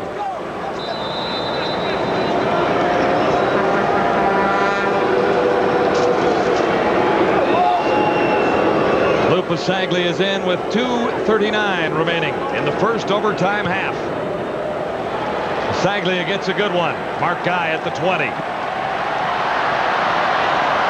Guy, good return. Flag down, however, as Guy goes all the way for the touchdown with Pasaglia battling with Alondra Johnson. Absolutely amazing. I think they're going to call this one back at some point. Well, there's no question they got Alondra Johnson for holding on Lou Pasaglia near the end of the run back. Might even be roughing.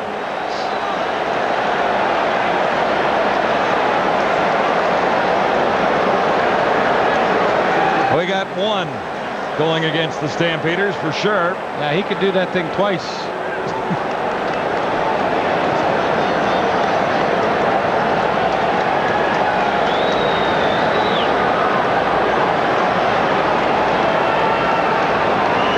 They tack on rough play. Illegal block. Calgary number 32. First down. Just the one call. The bottom of the screen. Watch 32. Darcy Kopp.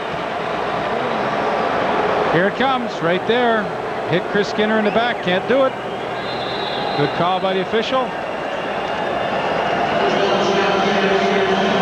But no call against Alondra Johnson in spite of the fact that there was a flag in that vicinity. Yeah, he kind of roughed up our pal Louie a little bit there. Louie had a rough ride. First and 10 Stampeders. From the 25, Barrett into the turf. No good.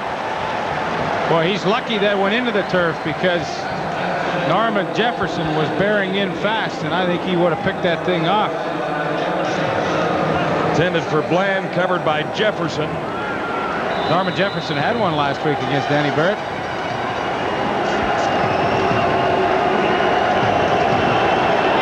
.153 to go in the first half of overtime at BC Place. 2nd and 10 for the Stampeders at the 25. Calgary leading on an interception return for a touchdown. Or I should say a fumble return. Ken Watson taking the stop on Sean Beals. That'll be a first down. Sean Beals working hard tonight. Breaks to the outside, slides down, makes a good catch, keep this drive going.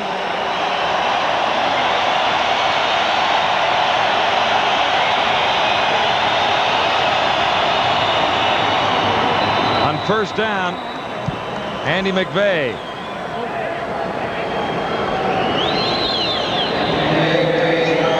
What do you think about the overtime format? Do you like the 2 5-minute halves, or would you prefer sudden death? Well, I like the 2 overtime halves, I think. Do you? Yeah. And it's nice and fair, but gosh, I like the element of the sudden death. See, Bob agrees with the format right now, Bob Obilovich. Well, I know, sure. I mean, he's behind, but boy, there's something about sudden death that just gets everybody pumped up. This, you got 48 seconds now. We're going to have another half. I mean, it's good we got overtime, but Barrett intended that for Carl Bland, and it wasn't close. boy, receivers on both teams tonight, they have done a lot of running in a pretty hot stadium, and well, these guys are going to be tired. Carl Bland has done tremendous amount of running.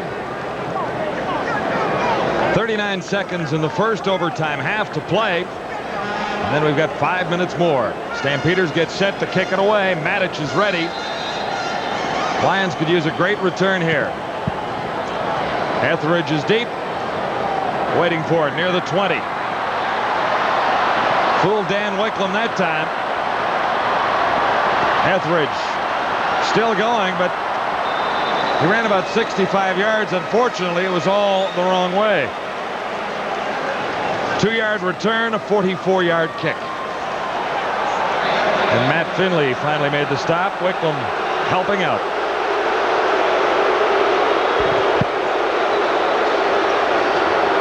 Another Stampeder is shaken up. Well, Bob Abilovich and the fans think that the Stampeders are just kind of trying to slow the game down, but quite honestly, this is an unbelievably hot night in here, and there's no question the cramps. There you see the calf. I think that's Dan Wicklum, 35 on the ground, and the calf muscle just pops out when there's a lack of salt in the body system, and boy, it's painful. I don't think they're trying to slow the game down. Wicklum, one of the hardest workers on special teams. Watch him. He almost missed there. gets the tackle. And as he gets up and pushes off on that calf muscle again, I think that's when he popped it out.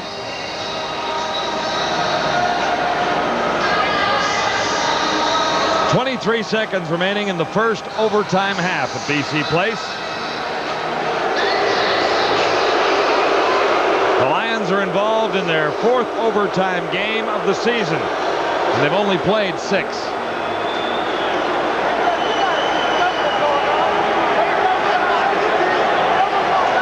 So Flutie is back in to direct the BC offense.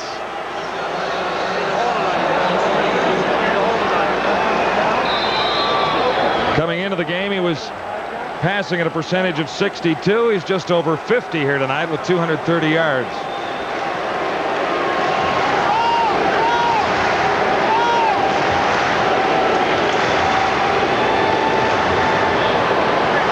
Lorenzo Graham, and he's forced out at the 25 by Matt Finley, number 37.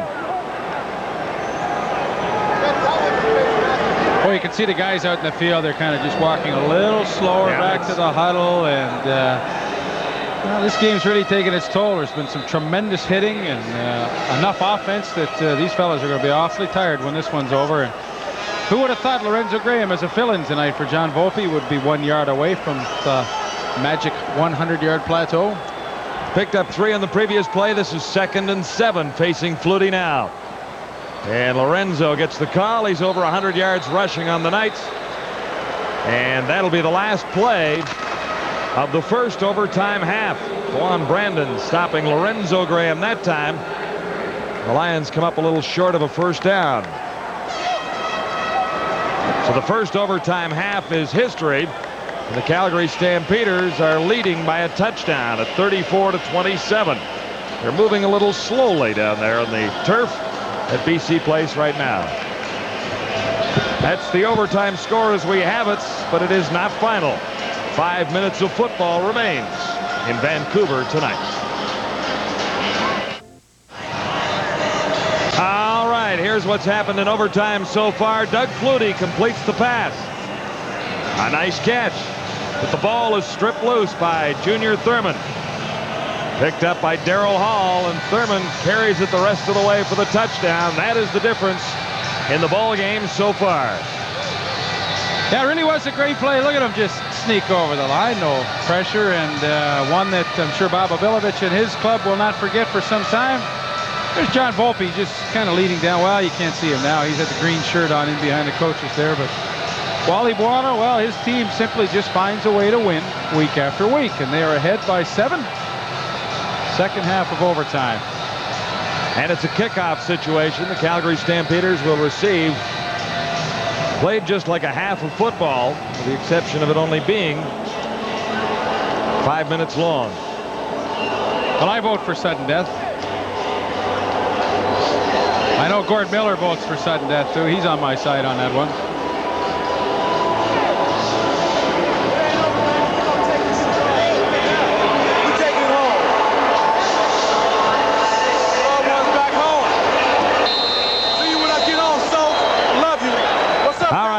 Now on the return for the Stampeders, Keevan Jenkins, and he's out across the 45-yard line to about the 47, met there by Zoc Allen. Nifty little 27-yard return and great field position. Wow, this Calgary is Stampeders. Sorry, John. This is really when it gets tough. You got to work those special teams as well as play your regular spot. Here comes O.J. Brigance down, and Daryl Hall is. I'm not sure who got the best of that. Daryl's supposed to be blocking on him, but I think O.J. Brigance delivered the biggest blow.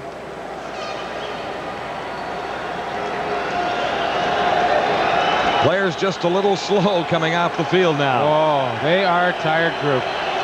4:41 to go in the second half of overtime. Keevan Jenkins.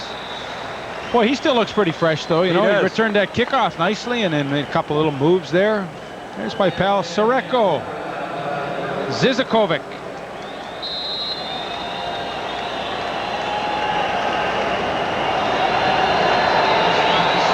Jenkins 11 carries, 45 yards on the night. 4:13 to play in overtime. The Stampeders leading by a touchdown. 2nd and 5, Calgary. Barrett near side. Mark Guy makes the catch, has the first down. Got away from a couple of tacklers, and Guy races to the end zone. Stopped short at the 15. Lolo James finally making the tackle on Mark Guy, who should have been stopped a couple of times. What a great catch and run this is, though. Mark Guy, a good target. You know, he looks bigger than the 5'9" out there. Boy, as he shows some great speed late in an overtime to get it all the way downfield. And the Calgary Stampeders just keep finding more and more ways to win. All their guys, doesn't matter who it is, but they come up with a key play. That time it was Mark Guy. 44 yards and a first down for the Stampeders at the BC 15. 3, maybe 4 yards for Keevan Jenkins. Held by Stuart Hill. I think that's a signal. I hope it is. Boy, you could see, you know, at the BC Lions when that Junior Thurman stripped the ball loose and ended up going for the touchdown. The wind kind of just went right out of the sails. 2:53 remaining. The Stampeders threatening to add to their 1 touchdown lead. This is 2nd and 6. Calgary at the BC 11. Here's Dan Barrett, traps and caught. Sacked by Stuart Hill and Dietrich Wise, number 78.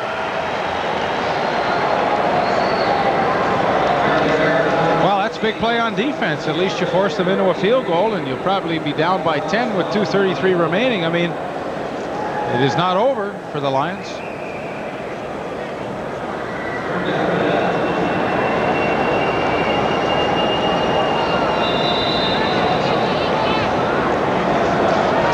Third and 7.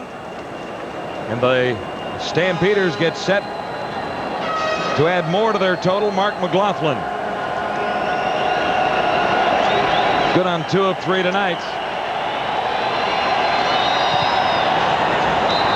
And it's a 10-point advantage for the Stampeders.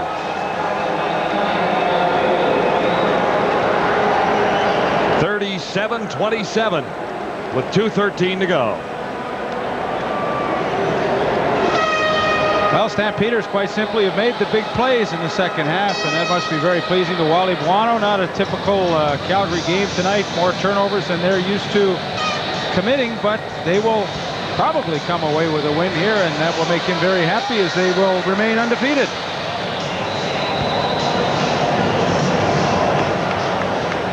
Stampeders off to a great start with 5 straight wins, and about 2 minutes away from making it 6 in a row.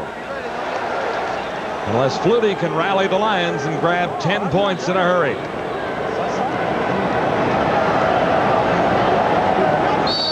Onto the turf for Matt Clark. Hey, maybe Doug Flutie's tired too. I think everybody's tired out there. This is a big lead to overcome at this stage of things, Leaf. Really is. A long way to go with a tired offense. 2nd and 10 for BC. Stampeders came back to tie it up and force the overtime.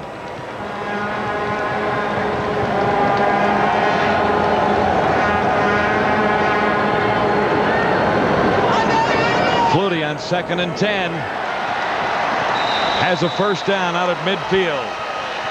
Ray Alexander, number 88, nice easy catch, 22 yards. That was a good throw by Doug Flutie right over the middle. Alexander very comfortable coming into that territory, and a nice grab. Lions have won 2 of the previous 3 overtime games. They're in a little difficulty here now with 1:07 to go. Flutie escapes and fires over the middle. Alexander again, another first down. Hang on to that ball. Yeah, hang on. He dropped one earlier that cost a touchdown. Greg Peterson made the tackle.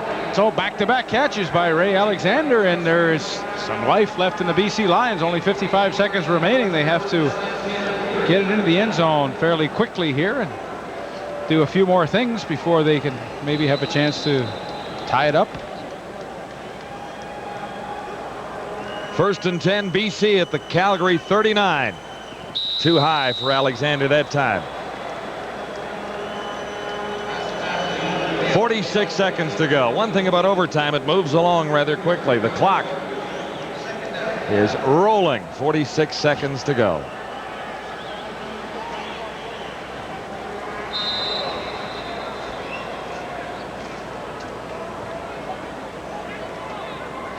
Second and 10 BC at the Calgary 39. This is just about the last hope the Lions have got right now. They need a touchdown.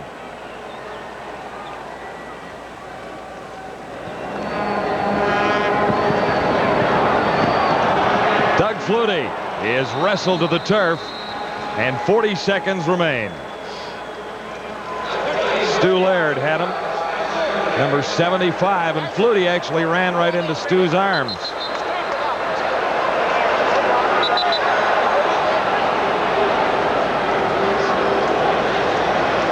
Well, it was a pretty good ball game for BC fans till the final seconds of regulation and then the early moments of overtime. Well, it really was. No question about that. They have seen 2 overtime games here at BC Place now. The last one was with the Toronto Argonauts here, when BC Lions came out victorious in that. That's Kenton Leonard being helped, and obviously heat cramps. Oh, those hamstrings are just screaming right now. I mean, you get into that situation and you just can't. I mean, every little movement, every little twinge, and you feel like the muscle tighten up in the cramp. I mean, I remember after a really hot Labor Day game in Regina, we flew back through Winnipeg with Greg Battle, and he'd had one of those days where he had lost so much fluids that on the plane, like he couldn't move, or like he was in such agony, and that's what some of these fellas are going through tonight. Nice breeze.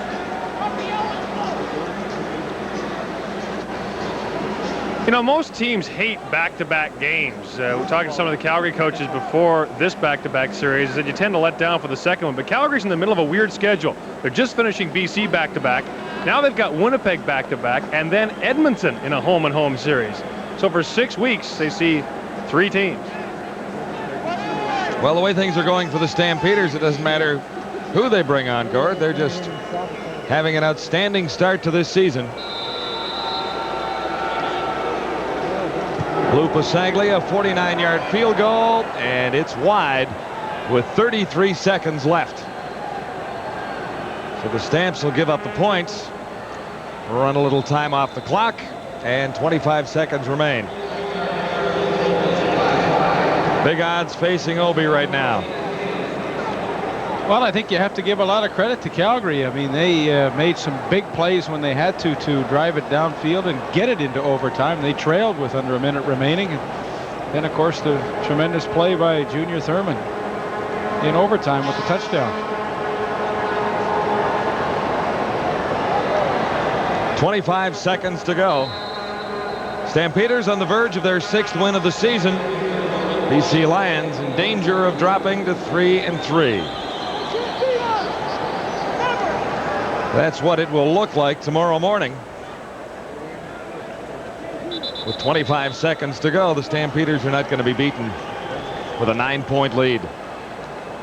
So even though Regina got hammered tonight in Toronto, what was it, 62-10? It was big numbers. Yeah, but they still, I mean, they're still only, you know, they still got a shot. Whoa. In the other final, ugly. Close. Ottawa coming back for a 1-point win over the Eskimos, who were sailing along. Now 6 seconds, and we'll call this a football game in about 4 more. A hot night. A sticky night for 2 teams. Overtime. One more time. And the Lions are now 2-2. They've won 2 in overtime this year and lost 2 in OT. Just 5 seconds to go, and Wally Buono will be perfect through the first 6 weeks of this CFL season.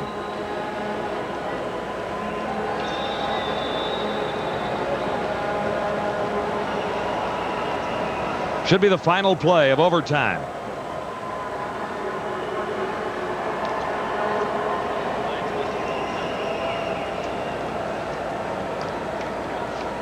This will be it, Leaf.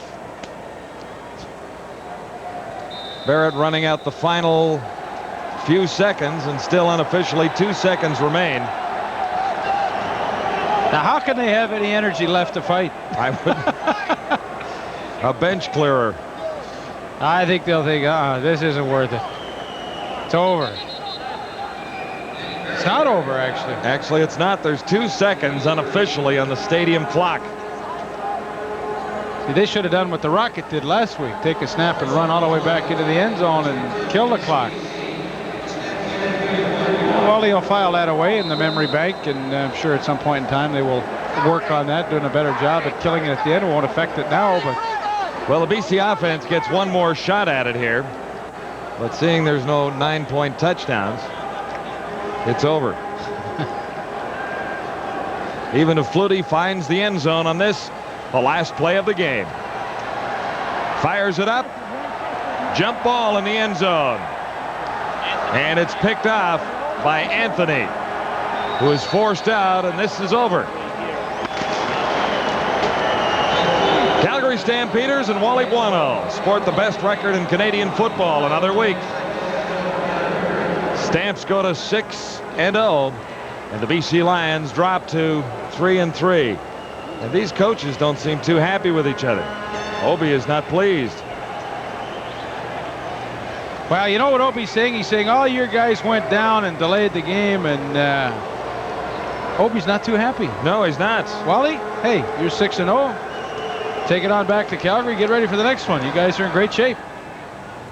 Unbeaten through 6 weeks, the Stampeders win another in overtime for the 2nd straight week. They beat up the BC Lions. Tonight's final, 37-28 for the Stampeders. So, did she call you back? No, not yet. You got anything to drink? Yeah, you want Coke? Pepsi? Doesn't matter. Dave, it's for you. Hi, Dave. Hi. Which one tastes better? This one. You chose Pepsi. Do you think I could call you sometime? It's very long distance. The majority of soft drink users tested prefer the taste of Pepsi over Coke Classic. Summer action is hot on TSN.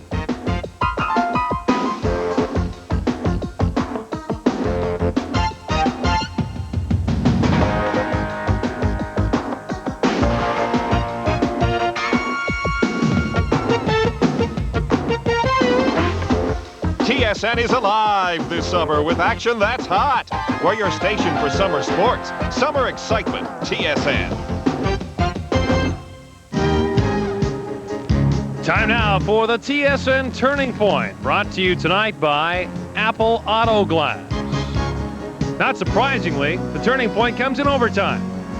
Doug Flutie had the Lions apparently on a march. Hooks up with Ray Alexander, but then the fun begins. Thurman strips the ball. It goes to Darryl Hall. And back to Thurman on the lateral. He heads up the sidelines for the touchdown that turned out to be the difference in the ball game. That made it 34-27, and the Stamps go on to win it in OT. A cash donation will be made to the Coaches Association of Canada for the training and development of coaches in amateur sport on behalf of TSN, and Apple Auto Glass saves you money on stone chip windshield repair. Once again, our final score, Calgary goes to 6-0 with a 37-28 win over the Lions. We'll be back with more in just a moment on TSN.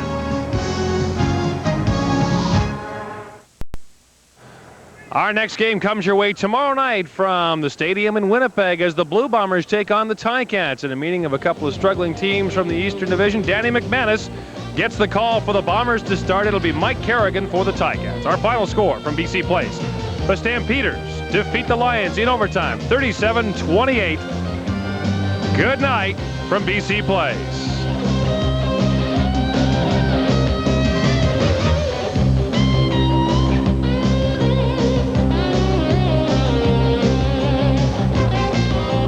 The trucks more people lean on, and buy 7-Up. It's cool to be clear.